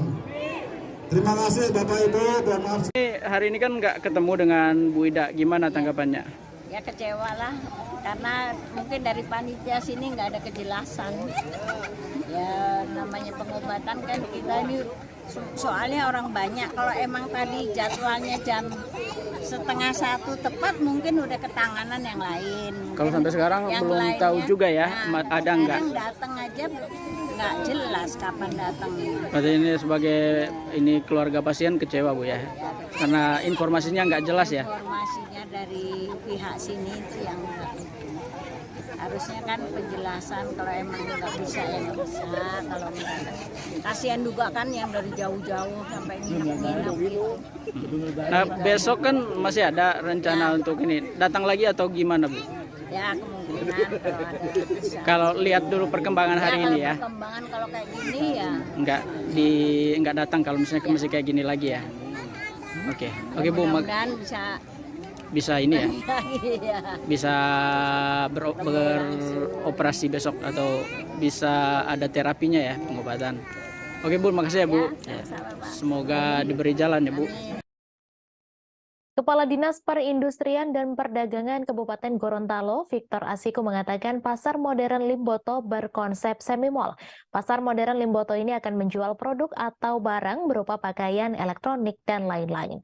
Pasar modern Limboto ini disebut akan didominasi brand-brand lokal sebesar 70%, sementara 30% adalah brand nasional. Informasi selengkapnya akan disampaikan langsung oleh wartawan Tribun Gorontalo, Jil Kijab, yang kini sudah terhubung bersama kami. Silakan rekan Jil. Baik, terima kasih rekan ini. Selamat sore Tribuners. Ya benar bahwa DPRD Kabupaten Gorontalo meninjau langsung progres pembangunan pasar modern Limboto pada Senin kemarin. Nah, Komisi 3 ini meminta kontraktor menyelesaikan proyek pasar modern ini dalam 2 bulan ke depan. Hal itu ditampung oleh Ketua Komisi 3 Ladauri Kinga. Nah, selaku Ketua DPRD Ladauri Kinga ini mengatakan bahwa ia dan pihaknya itu mewanti-wanti bahwa proyek ini tidak akan selesai seperti yang tertera dalam perjanjian, yaitu pada bulan Juni 2023 proyek ini harus diselesaikan. Namun politisi PAN ini mengaku cukup puas ketika meninjau langsung progres pembangunan pasar modern Limboto kemarin. Nah, saat ini progres pembangunan pasar modern atau shopping center Limboto sudah mencapai 72%. Terkait masalah kekurangan dana landscape, seperti yang disampaikan ataupun diberitakan oleh Tribun Gorontalo pada minggu kemarin, bahwa pihak DPRD bersedia untuk berkoordinasi dengan pemerintah daerah. Pada kesempatan yang sama, Kepala Dinas Perindak Victor Asiko mengatakan bahwa proyek pasar modern ini bakal berkonsep semi-mall, di mana di pasar ini bakal menyediakan 70% brand lokal dan 30% brand nasional. Nah, ia mengatakan tujuan dari 30% brand nasional ini sebagai daya tarik saja, di mana masyarakat yang segmented itu bakal tertarik untuk mengunjungi pasar modern Limboto ketika pasar ini menyediakan brand-brand seperti Jeko, KFC, Mitsui, Kopi Kenangan, dan lain sebagainya. Adapun pasar modern ini direncanakan bakal menampung sebanyak 161 tenang ditambah rental space atau tempat penyewaan. Nah, proyek kantor manajer PT Putra Jaya Andalan, Eko Purwanto, menyampaikan bahwa pihaknya masih menunggu membran. Sejauh ini kata dia semuanya sudah berjalan sesuai rencana, termasuk lift dan kontrak eskalator itu sudah tersedia. Wartawan Tribun Gorontalo di lokasi pada Senin kemarin, bangunan-bangunan ini sudah dalam proses pengecetan dan juga lantai 2 sudah mulai terpasang granit. Nah, pasar modern ini dibangun menggunakan dana pemulihan ekonomi nasional atau dana PEN sebesar 56 miliar. Putra Jaya Andalan merupakan pelaksana proyek, mengatakan bahwa 80% pekerja ini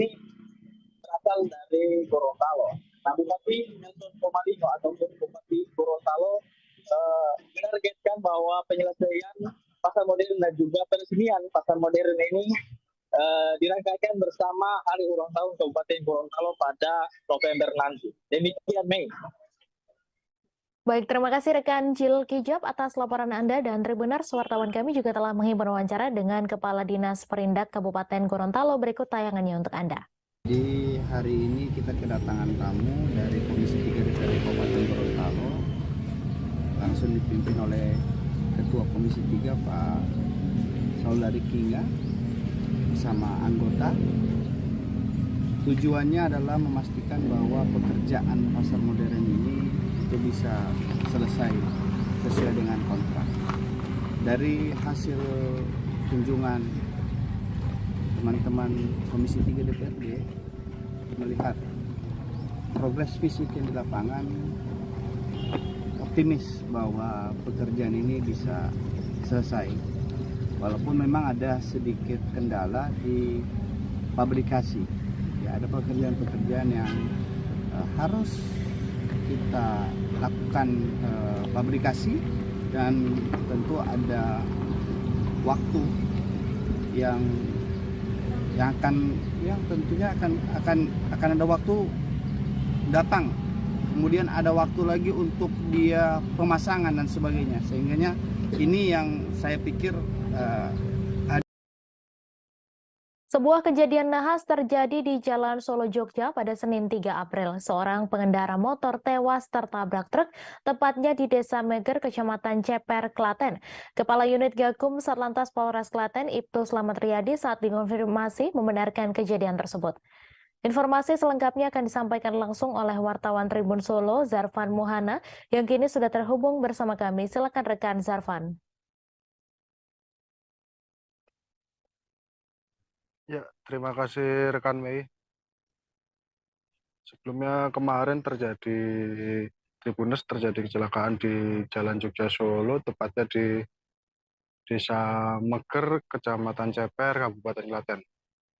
Kejadian tersebut menurut keterangan dari Unit Gakum Satlantas Polres Klaten, itu Slamet Riyadi, terjadi pada pagi hari sekitar pukul 6 di depan PT SCS. Kejadian tersebut melibatkan setidaknya ada 3 kendaraan, yakni ada 2 sepeda motor dan 1 unit kendaraan truk tronton.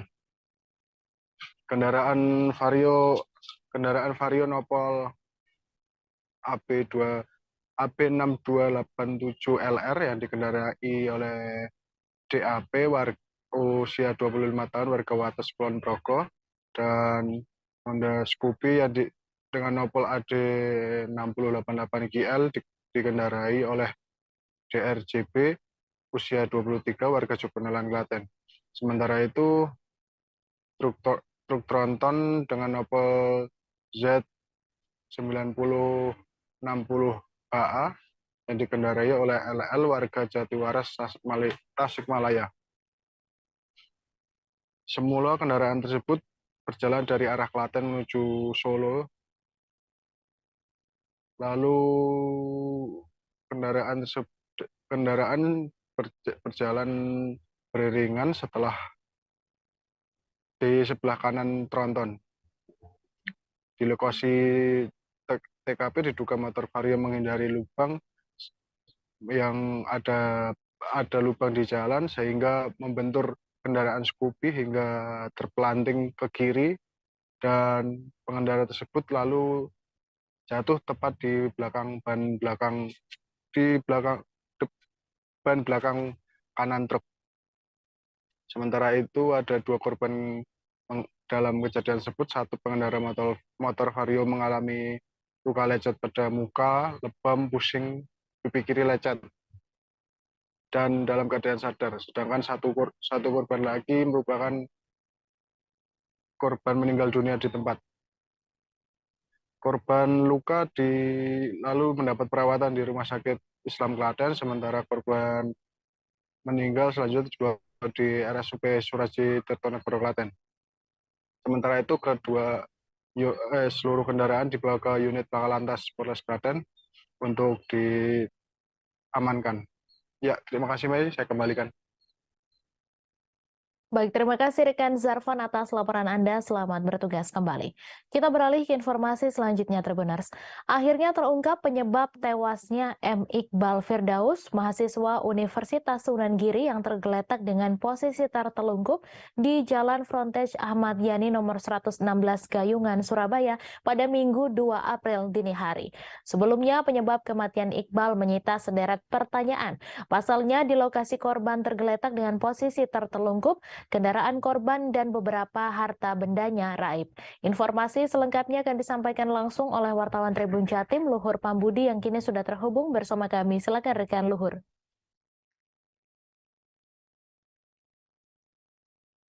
Oke, baik, Mei. Jadi akhirnya terungkap penyebab tewasnya Muhammad Iqbal Firdaus, pemuda berusia 19 tahun yang merupakan mahasiswa Universitas Sunan Giri yang berlokasi di Kabupaten Sidoarjo. Yang kemarin ditemukan tergeletak dalam keadaan posisi tertelungkup di Jalan Frontage Ahmad Yani nomor 116 atau tepat hanya berjarak sekian 10 meter ya dari Mapolda Jawa Timur pada Surabaya, kota Surabaya pada hari Minggu dini hari tanggal 2 April 2023. Sebelumnya mengenai penyebab kematian Iqbal menyita sederet pertanyaan karena memang di lokasi kejadian korban yang dalam keadaan tidak bernyawa tergeletak itu, posisi untuk kendaraan korban yakni Honda PCX dan beberapa harta benda milik korban seperti ponsel iPhone dan dompet berisi uang tunai dan ATM naik dari lokasi kejadian. Spekulasi bermunculan untuk menerka-nerka penyebab tewasnya mahasiswa semester 2 program studi hukum warga Islam dari Fakultas Agama Islam Universitas Sunan Giri tersebut. Ada yang menduga laki-laki bertubuh tinggi sekitar 185 cm itu tewas karena menjadi korban kebrutalan penjahat jalanan, begal atau kejahatan sejenisnya. Dan tak sedikit pula ada penjelasan atau spekulasi lain bahwa alumni Pondok Pesantren Ilmu Al-Quran PIQ di Singosari, Kabupaten Malang itu tewas setelah terlibat kecelakaan di ruas jalan tersebut. Namun setelah dilakukan serangkaian mekanisme penyelidikan dan penyidikan selama 2 hari oleh pihak unit laka Satlantas Polrestabes Surabaya dengan bekerjasama melibatkan tim Resmob dan tim Jatanras dari Satreskrim Polrestabes Surabaya, akhirnya terungkap bahwa harta benda korban termasuk kendaraan korban dari korban yang bernama M. Iqbal ini tidak hilang akibat suatu tindak pidana kejahatan, melainkan motor korban ini belakangan diketahui hasil mekanisme penyelidikan ternyata disembunyikan oleh teman-teman korban saat ada di lokasi kejadian, sedangkan ponsel korban terpental sejauh 20 meter dari lokasi korban tergeletak dan sempat ditemukan teronggok di dalam selokan yang ada di frontage Jalan Ahmad Yani tersebut. Dan mengenai penyebab pasti dari tewasnya Muhammad Iqbal atau korban ini, karena ternyata diidentifikasi kalau korban ini tewas akibat benturan karena terlibat kecelakaan lalu lintas. Karena pada malam itu korban sempat terlibat kebut-kebutan balapan liar dengan beberapa orang temannya, dan kronologis singkatnya adalah mengarah dari arah kawasan selatan menuju utara atau dari kawasan Kabupaten Sidoarjo Bundaran Waru menuju ke arah Wonokromo dan melintas di kawasan Jalan Frontage Ahmad Yani. Dan setibanya di ruas jalan tepat di gedung bangunan nomor 116, motor korban menghantam sebuah truk warna merah yang melaju searah yang ada di depannya.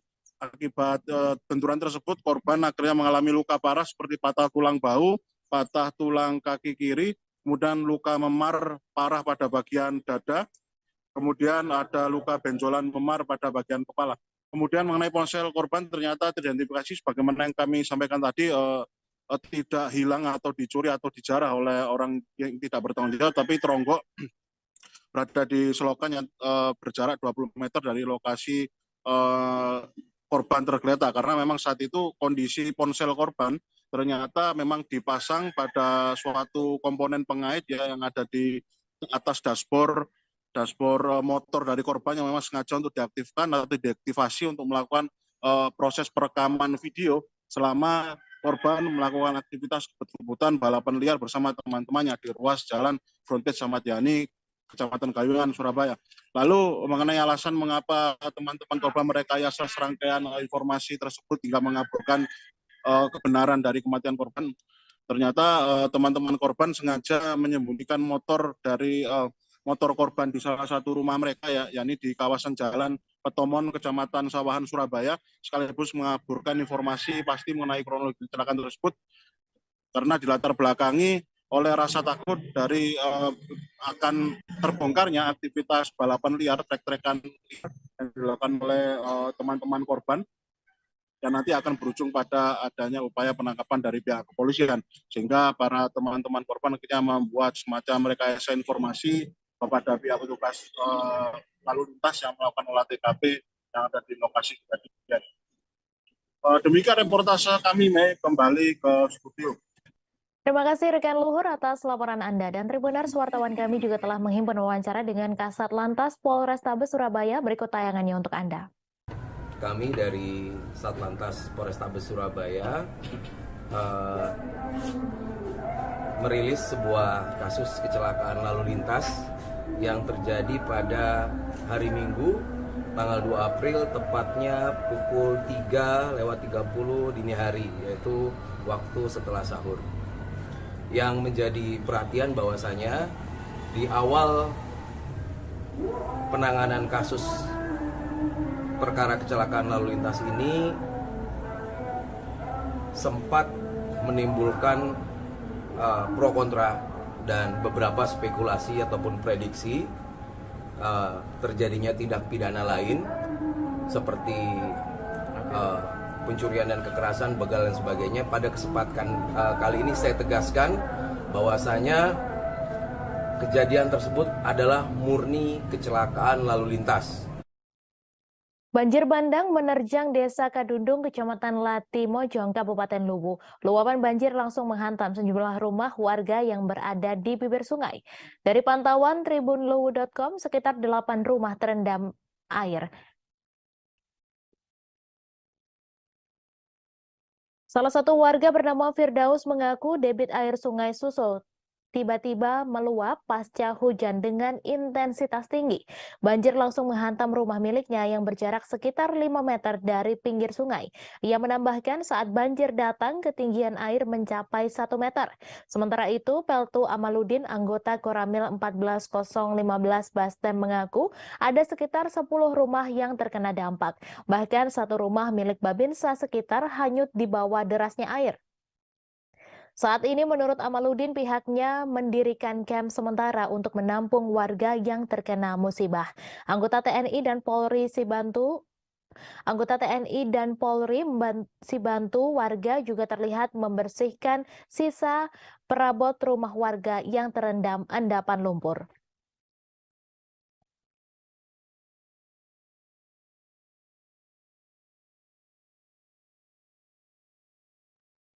Informasi tadi sekaligus menutup perjumpaan kita dalam live update hari ini. Saya Meisa Dasirait beserta guru yang bertugas pamit undur diri. Selamat menunaikan ibadah puasa dan sampai jumpa.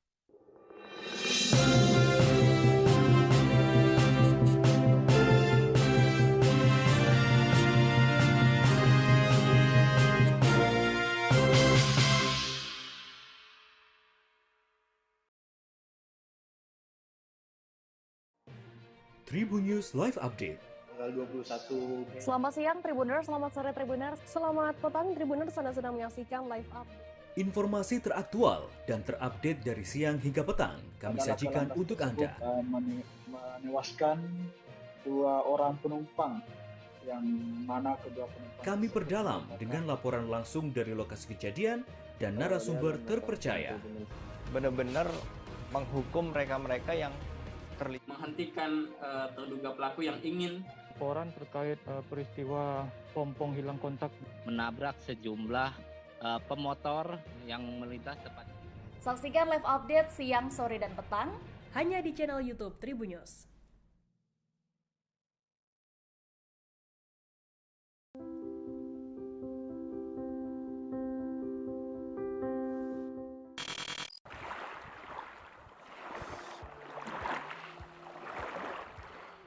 Pantai Bakaro yang terletak di distrik Manokwari Timur, Kabupaten Manokwari, Provinsi Papua Barat, memiliki potensi wisata bahari khususnya selancar ombak atau surfing.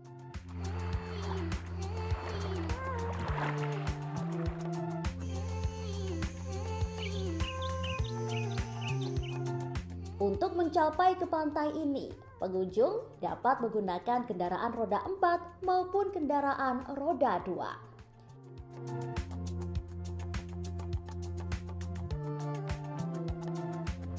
Deburan ombak halus disertai dengan angin sepoi-sepoi juga melengkapi pantai ini seakan menyambut kedatangan Anda.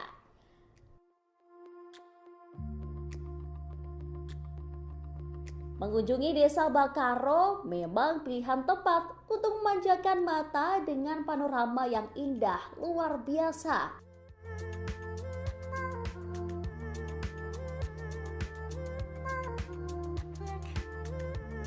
Pantai Bakaro merupakan pantai yang sangat ramai dikunjungi oleh pengunjung mancanegara karena pulau ini terletak sangat eksotis dengan pemandangannya.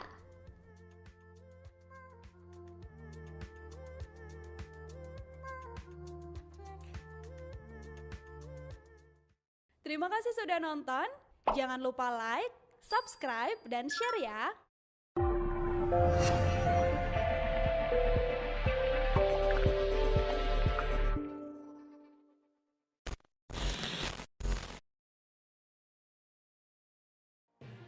Tribun News Live Update. Tanggal 21. Selamat siang Tribuners, selamat sore Tribuners, selamat petang Tribuners, Anda sedang menyaksikan live update. Informasi teraktual dan terupdate dari siang hingga petang kami sajikan untuk Anda. Menewaskan 2 orang penumpang, yang mana kedua penumpang Kami perdalam dengan laporan langsung dari lokasi kejadian dan narasumber terpercaya. Benar-benar menghukum mereka-mereka yang terlibat, menghentikan terduga pelaku yang ingin laporan terkait peristiwa pompong hilang kontak menabrak sejumlah pemotor yang melintas tepat. Saksikan live update siang, sore, dan petang hanya di channel YouTube Tribun News.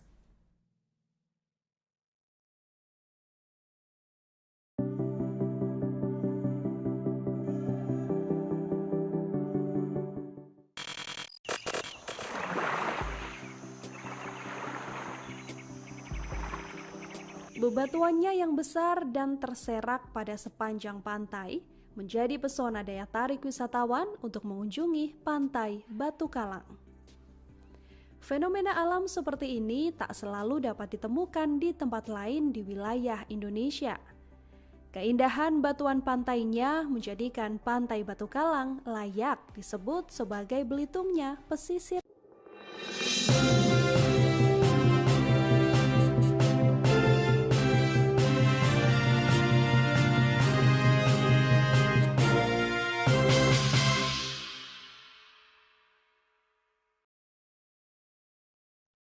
Halo, selamat siang Tribuners. Anda sedang menyaksikan Mata Lokal Memilih 316 hari menuju pemilu 2024. Siang ini akan kami sajikan informasi teraktual 10 bulan menjelang pemilu yang akan dilaporkan langsung oleh reporter kami di lapangan. Bersama saya Rima Anggi, kita jelang Mata Lokal Memilih selengkapnya. Kita menuju berita pertama, Tribuners. Ketua DPC Demokrat Kota Bandung, Aan Andi Purnama, menyebut jika peninjauan kembali atau PK yang diajukan kubu Muldoko ke Mahkamah Agung dalam kasus Kongres luar biasa sangat politis. Menurutnya PK Muldoko merupakan bagian dari upaya menjegal Anies Baswedan jadi presiden. Meski demikian, pihaknya yakin MA akan profesional dalam menangani perkara ini. Untuk mengetahui informasi selengkapnya, Tribuners, kami sudah terhubung langsung dengan Reka Nasmi Abdurrahman, reporter dari Tribun Jabar. Silakan laporannya, Reka Nasmi. Ya, selamat siang, Irma dan Tribuners dimanapun Anda berada. Benar sekali bahwa pada siang kemarin sejumlah kader dari Partai Demokrat Kota Bandung mendatangi Pengadilan Negeri Bandung. Kedatangan mereka ke Pengadilan Negeri Kota Bandung untuk mengawal peninjauan kembali atau PK yang diajukan Kepala Kantor Staf Kepresidenan Muldoko ke Mahkamah Agung terkait kasus Kongres luar biasa atau kudeta Partai Demokrat. Pengawalan tersebut dilakukan dengan mendatangi kantor Pengadilan Negeri Kota Bandung, kemudian kedatangan mereka itu dipimpin langsung oleh Ketua Demokrat Kota Bandung, Aan Andi Purnama, bersama jajarannya. Aan kemudian mengatakan bahwa Partai Demokrat Kota Bandung hadir ke Pengadilan Negeri Bandung terkait pengajuan PK yang diajukan oleh Muldoko. Mereka datang untuk meminta perlindungan hukum kepada MA melalui Pengadilan Negeri Bandung. Kemudian dalam kesempatan itu pihaknya mengaku turut menyerahkan berupa dokumen berisi kronologi dan upaya perebutan oleh Muldoko dan juga putusan MA yang memenangkan Demokrat di bawah pimpinan Agus Harimurti Yudhoyono. Kemudian pihaknya juga bakal terus mengawal menjadi garda terdepan gitu dalam memperjuangkan Demokrat agar tidak direbut oleh pihak lain. Demikian Irma. Baik, terima kasih atas laporannya rekan Asmi Abdurrahman. Selamat bertugas kembali. Dan Tribuners, rekan kami sudah melakukan wawancara langsung dengan Ketua DPC Demokrat Kota Bandung, Aan Andi Purnama. Berikut tayangannya untuk Anda. Hari ini ke Pengadilan Negeri Bandung untuk apa aja? Pertama, hari ini kita DPC Partai Demokrat Kota Bandung hadir ke sini terkait masalah novum baru yang diajukan oleh Muldoko ke pengadilan ke PK ya, yang kembali ke MA.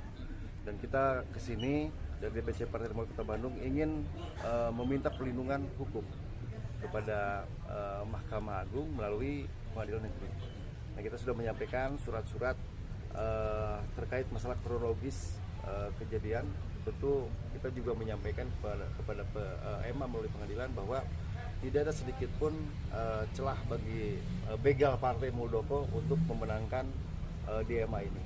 Dan saya yakin pasti MA akan profesional dan pasti akan memenangkan kami kubu dari AHY untuk memenangkan dari gugatan MA ini.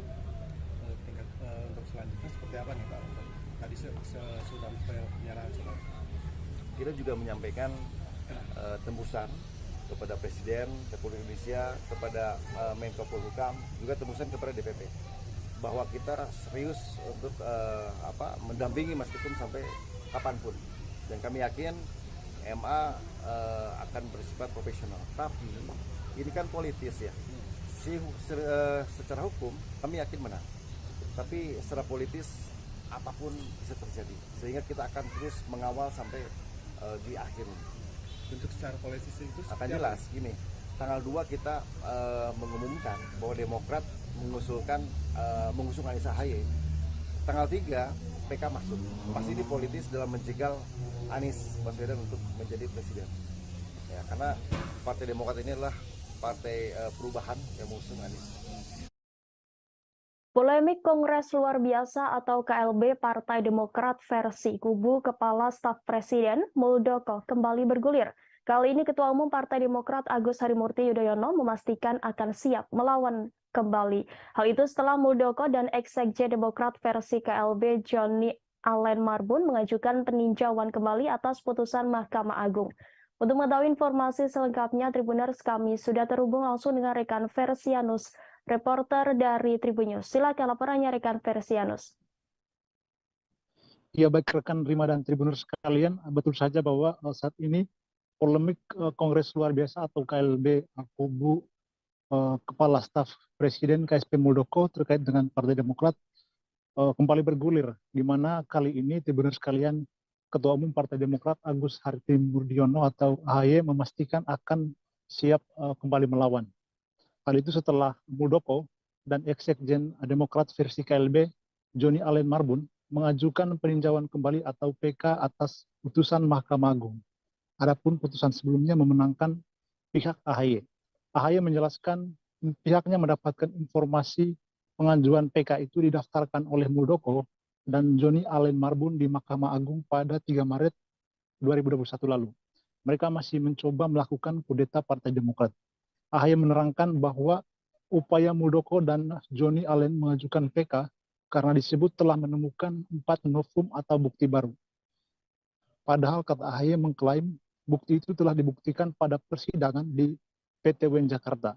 Karena itu AHY menyatakan bahwa pihaknya telah siap melakukan kontramemori atas pengajuan PK dari Muldoko CS.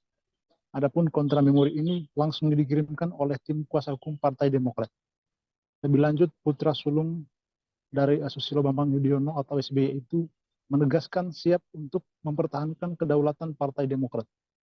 Sebaliknya, pihaknya tidak gentar sedikit pun dengan gugatan Muldoko CS. AHY juga menuding peninjauan kembali yang dilakukan oleh Muldoko merupakan sebuah upaya untuk menjegal Anies Baswedan di Pilpres 2024. Menurut AHY, Muldoko mengajukan PK ke Mahkamah Agung pada 3 Maret 2023 lalu, di mana sehari setelah Partai Demokrat resmi mendukung Anies sebagai bakal calon presiden. Selain itu, AHY juga mencurigai pengajuan PK tersebut adalah upaya untuk membubarkan koalisi perubahan dengan cara mengambil alih Partai Demokrat. Ia juga mengatakan jika Anies Baswedan tak dikendaki oleh rezim Presiden Jokowi. Bahkan tim kecil koalisi perubahan sejak tahun lalu sudah mengungkapkan kemungkinan risiko sekelompok penguasa meredam setelah menyatakan dukungan terhadap pencalonan Anies Baswedan. Baik, sekian rekan Rima dan Tribuners sekalian, kembali ke studio. Baik, terima kasih atas laporannya rekan Versianus, selamat bertugas kembali. Dan Tribuners, rekan kami sudah melakukan wawancara dengan Ketua Umum Partai Demokrat Agus Harimurti Yudhoyono. Berikut tayangannya untuk Anda. Sengaja mengundang para jurnalis sekalian untuk menyampaikan perkembangan situasi politik terkini, utamanya soal kehidupan demokrasi kita. Sebulan lalu, tepatnya tanggal 3 Maret 2023, kami menerima informasi bahwa Kepala Staf Presiden atau KSP Muldoko dan Dr. Hewan Joni Alan Marbun masih mencoba-coba untuk mengambil alih Partai Demokrat pasca KLB abal-abal dan ilegal yang gagal total pada tahun 2021 yang lalu.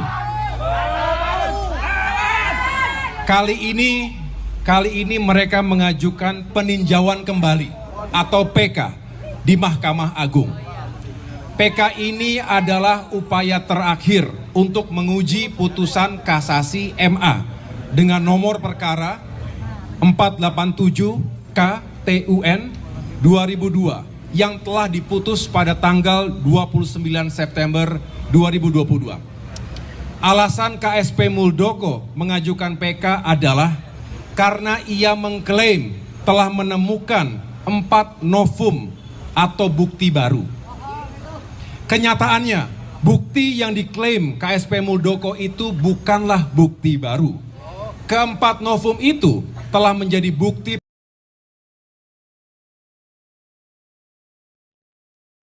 Sejumlah pengurus DPC Partai Demokrat Kota Serang dan Cilegon mendatangi Pengadilan Negeri Serang pada Senin 3 April 2023.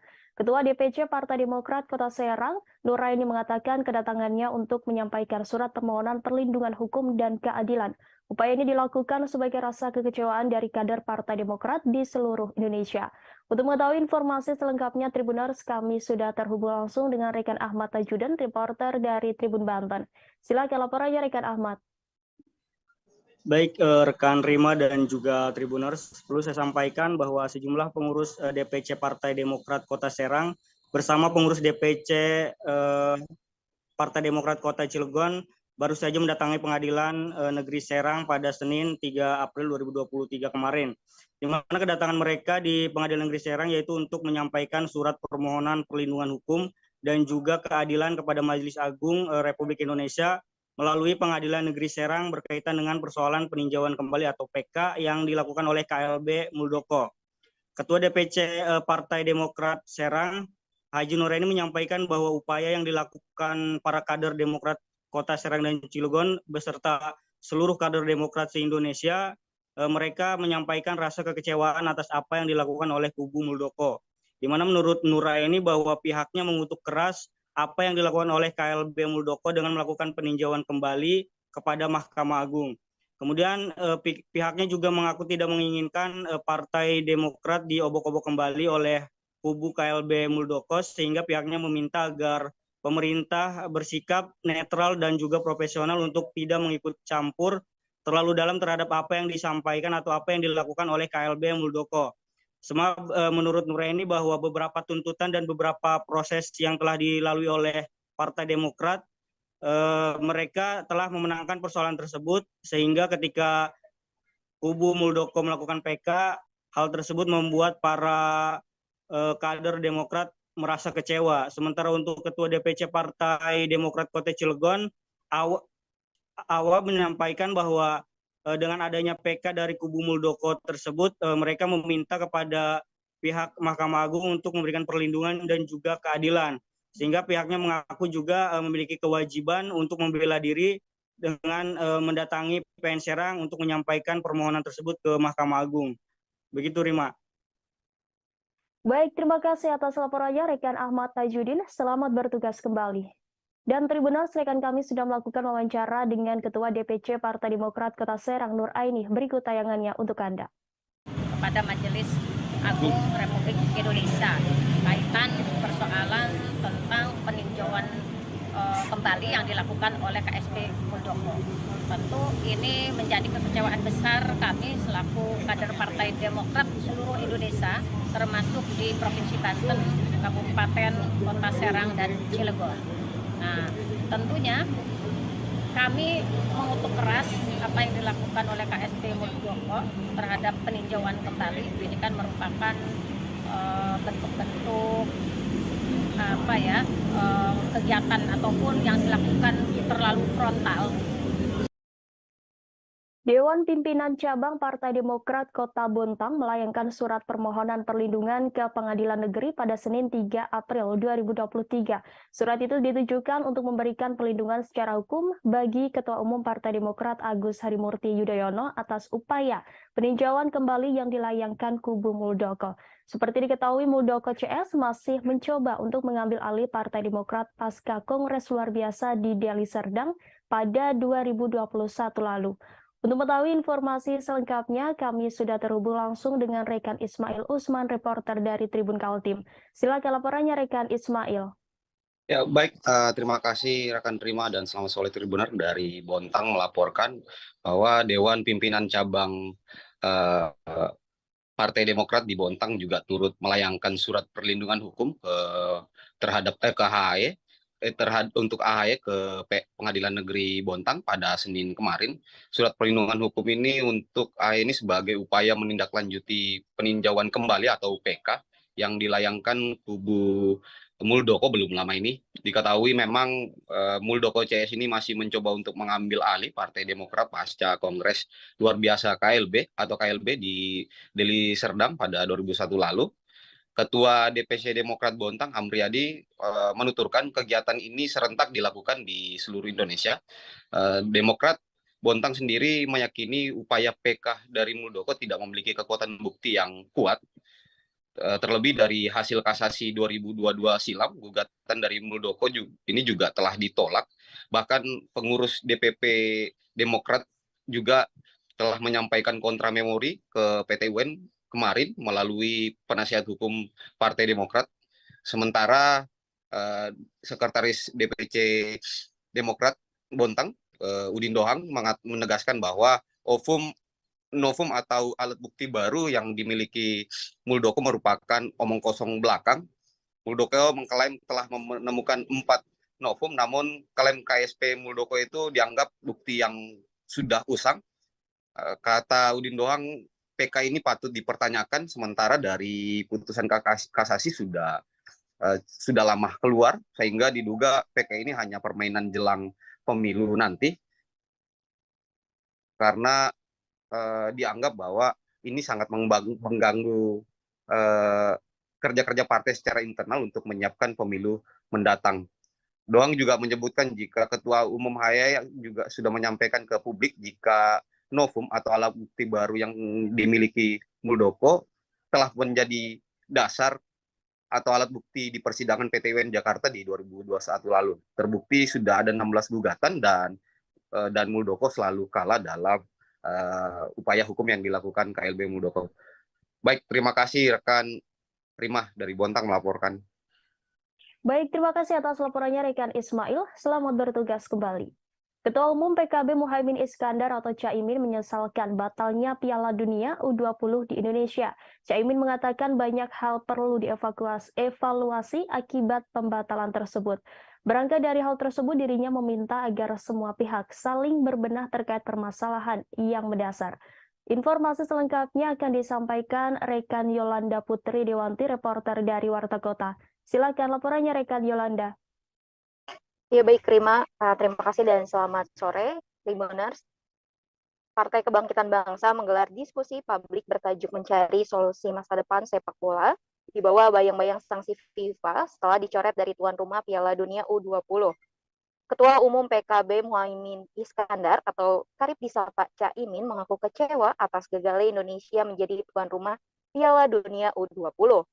Berangkat dari hal tersebut, dirinya meminta agar semua pihak saling berbenah terkait permasalahan yang mendasar, dengan mulai melakukan evaluasi secara komprehensif dan kembali menata ulang seluruh persepak bola nasional. Ia berharap permasalahan sepak bola per kasusnya bisa dibenahi, khususnya bagi Persatuan Sepak Bola Seluruh Indonesia atau PSSI untuk membenahi mulai dari akar masalah yang belum tuntas. Menurutnya, banyak hikmah yang dapat diambil dari pembatalan tersebut. Caimin mengatakan kepentingan olahraga harus menjadi kepentingan nasional. Caimin mengimbau untuk tidak mencampur adukan kepentingan politik dengan olahraga.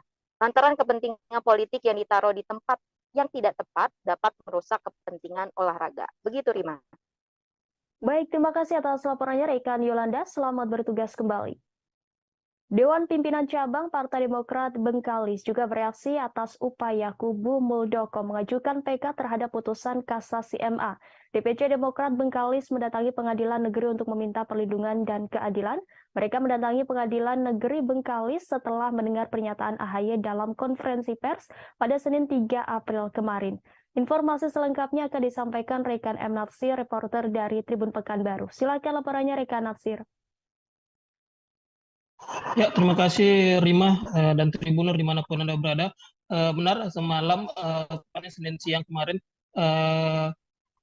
DPC Demokrat Partai Demokrat Bengkalis juga turut serta dalam mengajukan permohonan perlindungan hukum dan keadilan ke MA melalui Pengadilan Negeri Bengkalis. Nah, di mana Demokrat Bengkalis sendiri langsung dipimpin oleh Ketua DPC Demokrat Bengkalis Nur Rasmi Hasim yang memimpin langsung bersama 2 orang anggota DPRD Bengkalis dari Partai Demokrat. Dalam kesempatan tersebut, Nur Rasmi Hasim menyampaikan ada beberapa poin penting yang disampaikan dalam surat permohonan kepada Mahkamah Agung tersebut.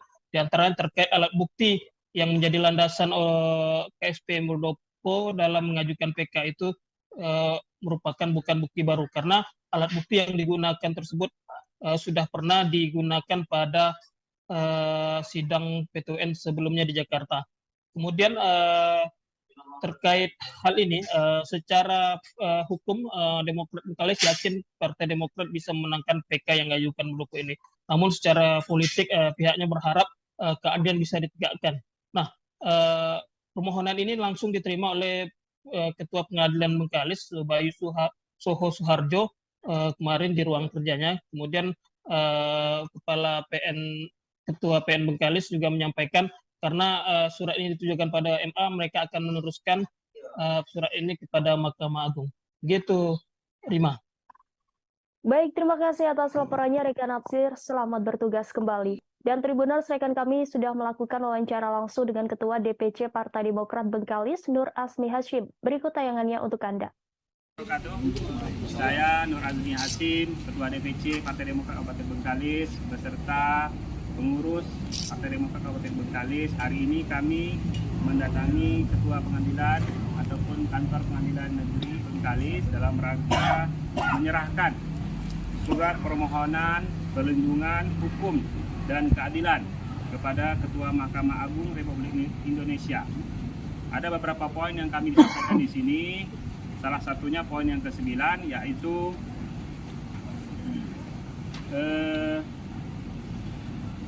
alasan PK yang disampaikan oleh kubu KSP Muldoko dan JAM pada 3 Maret 2023 mengajukan permohonan peninjauan kembali atau PK ke Mahkamah Agung RI, di mana keempat novum atau bukti tersebut faktanya bukan merupakan bukti baru, sehingga tidak ada dasar hukum untuk mengajukan PK karena novum tersebut sudah pernah dijadikan bukti pada persidangan sebelumnya di Petun, Jakarta, perkara nomor 150/G/2001. Ketua DPW Partai Keadilan Sejahtera Nusa Tenggara Barat, Yek Agil Al-Hadar, membakar semangat para kader menjelang pemilu 2024. Yek Agil meminta seluruh kader untuk bekerja keras demi target kemenangan di pemilu mendatang. Hal tersebut diungkapkan Yek Agil pada acara pengajian umum dan puasa bersama PKS NTB pada Senin 3 April kemarin. Informasi selengkapnya Tribuners akan disampaikan rekan Jimmy Sucipto, reporter dari Tribun Lombok. Silakan laporannya rekan Jimmy. Baik, terima kasih Rima. Benar sekali apa yang dikatakan oleh Rima bahwa Dewan Perwakilan Wilayah Provinsi Nusa Tenggara Barat PKS yang biasa kita sebut Partai Keadilan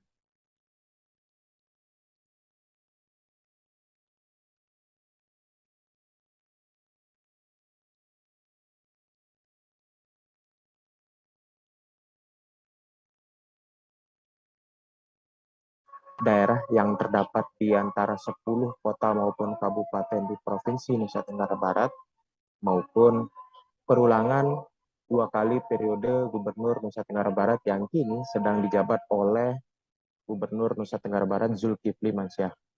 Dan pada penyampaian Yek Agil, ada beberapa catatan yang telah ia sampaikan terhadap seluruh anggota maupun kader yang hadir pada acara berbuka puasa bersama pada Senin 3 Maret 2023 kemarin.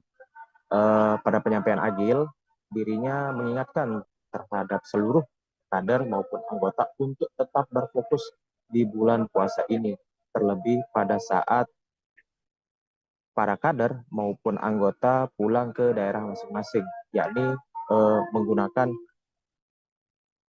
kedekatan terhadap beberapa anggota keluarga terdekat mereka untuk bersama-sama mengikuti PKS atau menyuarakan PKS. Sementara itu, pada penyampaian dari Yek Agil, pihaknya juga sudah menghimbau beberapa strategi yang mungkin akan mereka lancarkan usai dari bulan puasa di 1444 Hijriah ini. Sementara itu, di kesempatan yang sama, Yek Agil menyerahkan beberapa asuransi terhadap anggota maupun kader yang ada di DPW PKS Provinsi NTB. Tujuannya untuk memberikan proteksi terhadap beberapa kader ataupun anggota yang bisa saja atau mungkin saja terjadi kecelakaan atau menjadi anak yatim piatu yang diantaranya kecelakaan tersebut akan ditanggung, meninggal dunia juga akan ditanggung. Lalu jika yatim piatu, anak dari kader maupun anggota tersebut akan diberikan santunan berupa beasiswa serta rumah bagi kader maupun anggota PKS NTB yang tidak memiliki rumah sendiri maupun alat usaha bagi kader ataupun anggota PKS NTB yang tidak memiliki penghasilan tetap. Gunanya apa? Gunanya untuk menatap pemilu tahun 2024 yang dimana untuk mencapai target yang tinggi. Di antaranya saya ulangi kembali 13 kursi untuk di Dewan Perwakilan Rakyat Daerah Provinsi Nusa Tenggara Barat, 5 kursi di pimpinan daerah, khususnya di antara 10 kota maupun kabupaten di Provinsi Nusa Tenggara Barat, dan 1 lagi untuk menjadi gubernur kedua kalinya atau 2 periode Zulkifli Mansyah sebagai Gubernur Nusa Tenggara Barat, jebolan dari Partai Kesejahteraan. Demikian, terima kasih. Baik, terima kasih atas laporannya rekan Jimmy Sucipto. Selamat bertugas kembali. Dan Tribuners, rekan kami sudah menghimpun wawancara dengan Ketua DPW Partai Keadilan Sejahtera NTB, Yek Agil Al-Hadar. Berikut tayangannya untuk Anda. Yang terkait dengan pemilihan legislatif 2024. Nah, tentu kami di PKS juga punya strategi khusus untuk menangani itu, dan tentu karena ini namanya strategi dan suatu hal yang bersifat rahasia, ya tentu kita nggak bisa expose ke publik dalam rencana itu. Tapi insya Allah dari segi konsep kami sudah menyelesaikan konsep pemenangan, berupa juga manajemen pemenangannya juga sudah kita selesaikan, ya termasuk bagaimana kita evaluasi, tahapan-tahapan evaluasi juga sudah kita lakukan tahapan-tahapan. Untuk agenda pemenangan sendiri PKS sendiri untuk ke masyarakat dan sebagainya, ya itu seperti apa itu? Ya jadi gini, yang pertama kan kalau di partai kerja kepada masyarakat itu bukan suatu hal yang biasa ya, karena kami sudah melakukan itu dari waktu ke waktu. Kemudian yang kedua, hal yang bersifat khusus terkait dengan pemenangan, sekali lagi kami bersifat rahasia, kita nggak bisa publish ya. Kata prinsipnya, sebelum saya katakan tadi, insya Allah konsep pemenangan kita, kemudian bagaimana manajemen pemenangan kita, juga termasuk bagaimana tahapan-tahapan evaluasi dan tahapan-tahapan bagaimana cara kita untuk strategi plan A, plan B juga sudah kita siapkan untuk bagaimana memenangkan pemilu legislatif. Masa pendaftaran calon anggota Tim Independen Penjaringan dan Penyaringan Calon Anggota Komisi Independen Pemilihan atau KIP Kabupaten Aceh Tamiang diperpanjang. Keputusan ini berdasarkan hasil rapat panitia pelaksana seleksi penjaringan dan penyaringan calon anggota KIP Aceh Tamiang yang dilangsungkan pada Senin 3 April kemarin. Dari hasil rapat diputuskan masa pendaftaran diperpanjang hingga 6 April dari yang sebelumnya hanya 3 April.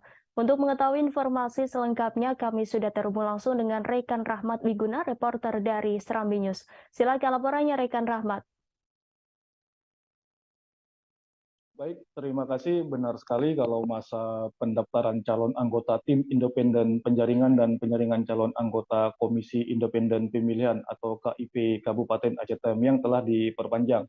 Informasi ini kami peroleh dari Ketua Panitia Seleksi Miswanto usai rapat pembahasan Panitia Pelaksana Seleksi Penjaringan dan Penyaringan Calon Anggota KIP Aceh Tamiang yang dilangsungkan pada Senin kemarin. Berdasarkan pengumuman sebelumnya, masa pendaftaran calon anggota tim independen ini dibuka mulai 27 Maret hingga 3 April tahun 2023. Namun keputusan rapat panitia pelaksana masa pendaftaran diperpanjang hingga 6 April mendatang.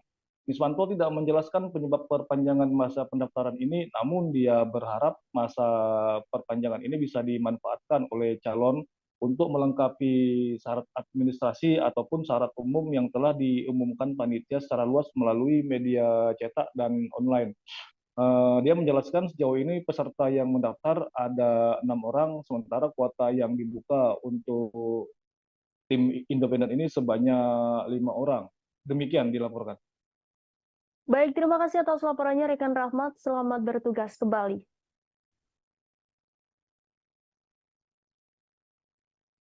Komisi Pemilihan Umum Kabupaten Cianjur melakukan sosialisasi daerah pemilihan dan alokasi DPRD Kabupaten sebanyak 50 kursi kepada partai politik di wilayahnya. Ketua KPU Kabupaten Cianjur, Selly Nurdinah, menjelaskan berdasarkan peraturan KPU RI nomor 6 tahun 2023 ditetapkan bahwa dapil di Kabupaten Cianjur ada perubahan dari pemilu sebelumnya. Oleh karena itu harus disosialisasikan kepada masyarakat dan peserta pemilu. Informasi selengkapnya akan disampaikan rekan Fauzi Noviandi, reporter dari Tribun Jabar. Silakan laporannya rekan Fauzi. Baik, terima kasih Rima.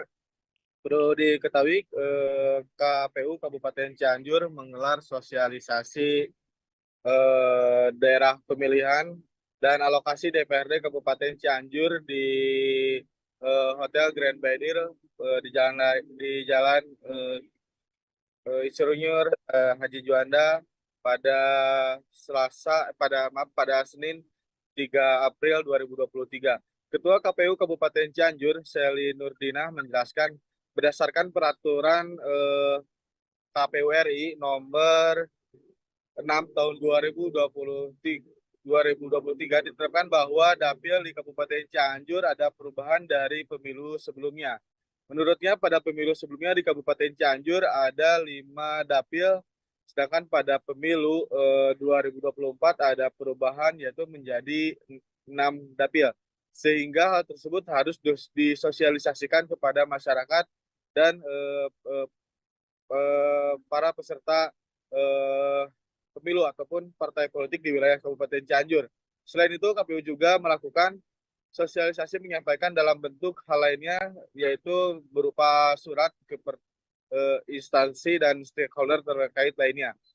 Menurut Selly, sebelum melakukan surat kepada pihak terkait ataupun instansi terkait, pihaknya juga tersebut merupakan berdasarkan peraturan KPU RI nomor 6 tahun 2023. Selly mengatakan alokasi kursi DPRD Kabupaten Cianjur pada pemilu 2024 yaitu sebanyak 50 kursi. Hal tersebut karena berdasarkan wilayah jumlah penduduk 1-3 di Kabupaten Cianjur itu jumlahnya mencapai 50 dan jumlah penduduk di Kabupaten Cianjur sendiri itu mencapai 2, juta sehingga alokasinya mencapai 50 kursi. Demikian, terima. Baik, terima kasih atas laporannya rekan Fauzi Noviandi. Selamat bertugas kembali. Dan Tribuners, rekan kami sudah melakukan wawancara langsung dengan Ketua DPC Demokrat Kota Bandar Lampung Budiman AS. Berikut liputannya untuk Anda.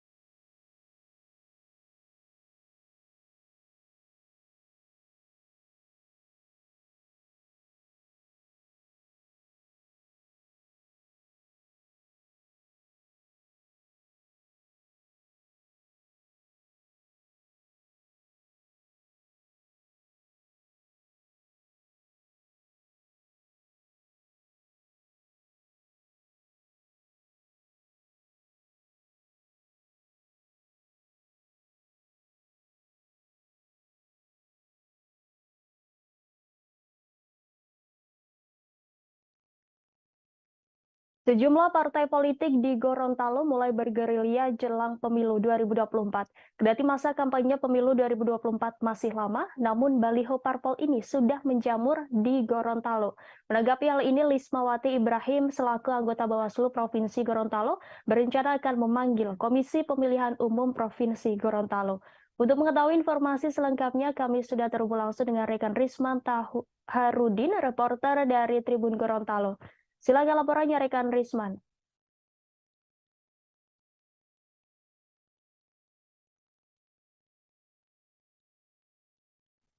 Terima kasih rekan Rima. Jadi Assalamualaikum warahmatullahi wabarakatuh dan selamat sore Tribuners. Menjamurnya baliho parpol di Gorontalo jelang pemilu 2024, Bawaslu kemudian akan panggil KPU. Sejumlah partai politik parpol di Gorontalo mulai bergerilya jelang pemilu 2024. Kendati masa kampanye pemilu 2024 masih lama, namun baliho parpol ini sudah menjamur di Gorontalo. Karena itu, Lismawi Ibrahim, Komisioner Bawaslu Provinsi Gorontalo berencana akan memanggil Komisi Pemilihan Umum KPU Provinsi Gorontalo, kemudian Bawaslu sebagai pengawas pemilu dan KPU sebagai penyelenggara akan membahas apakah spanduk ini melanggar ketentuan pemilu. Tidak hanya KPU, juga para pengurus parpol di Gorontalo akan diundang. Persoalan spanduk ini akan dibahas bersama. Kata Lismawi, ini perlu dibahas bersama parpol, apa yang bisa dilakukan dan apa yang tidak bisa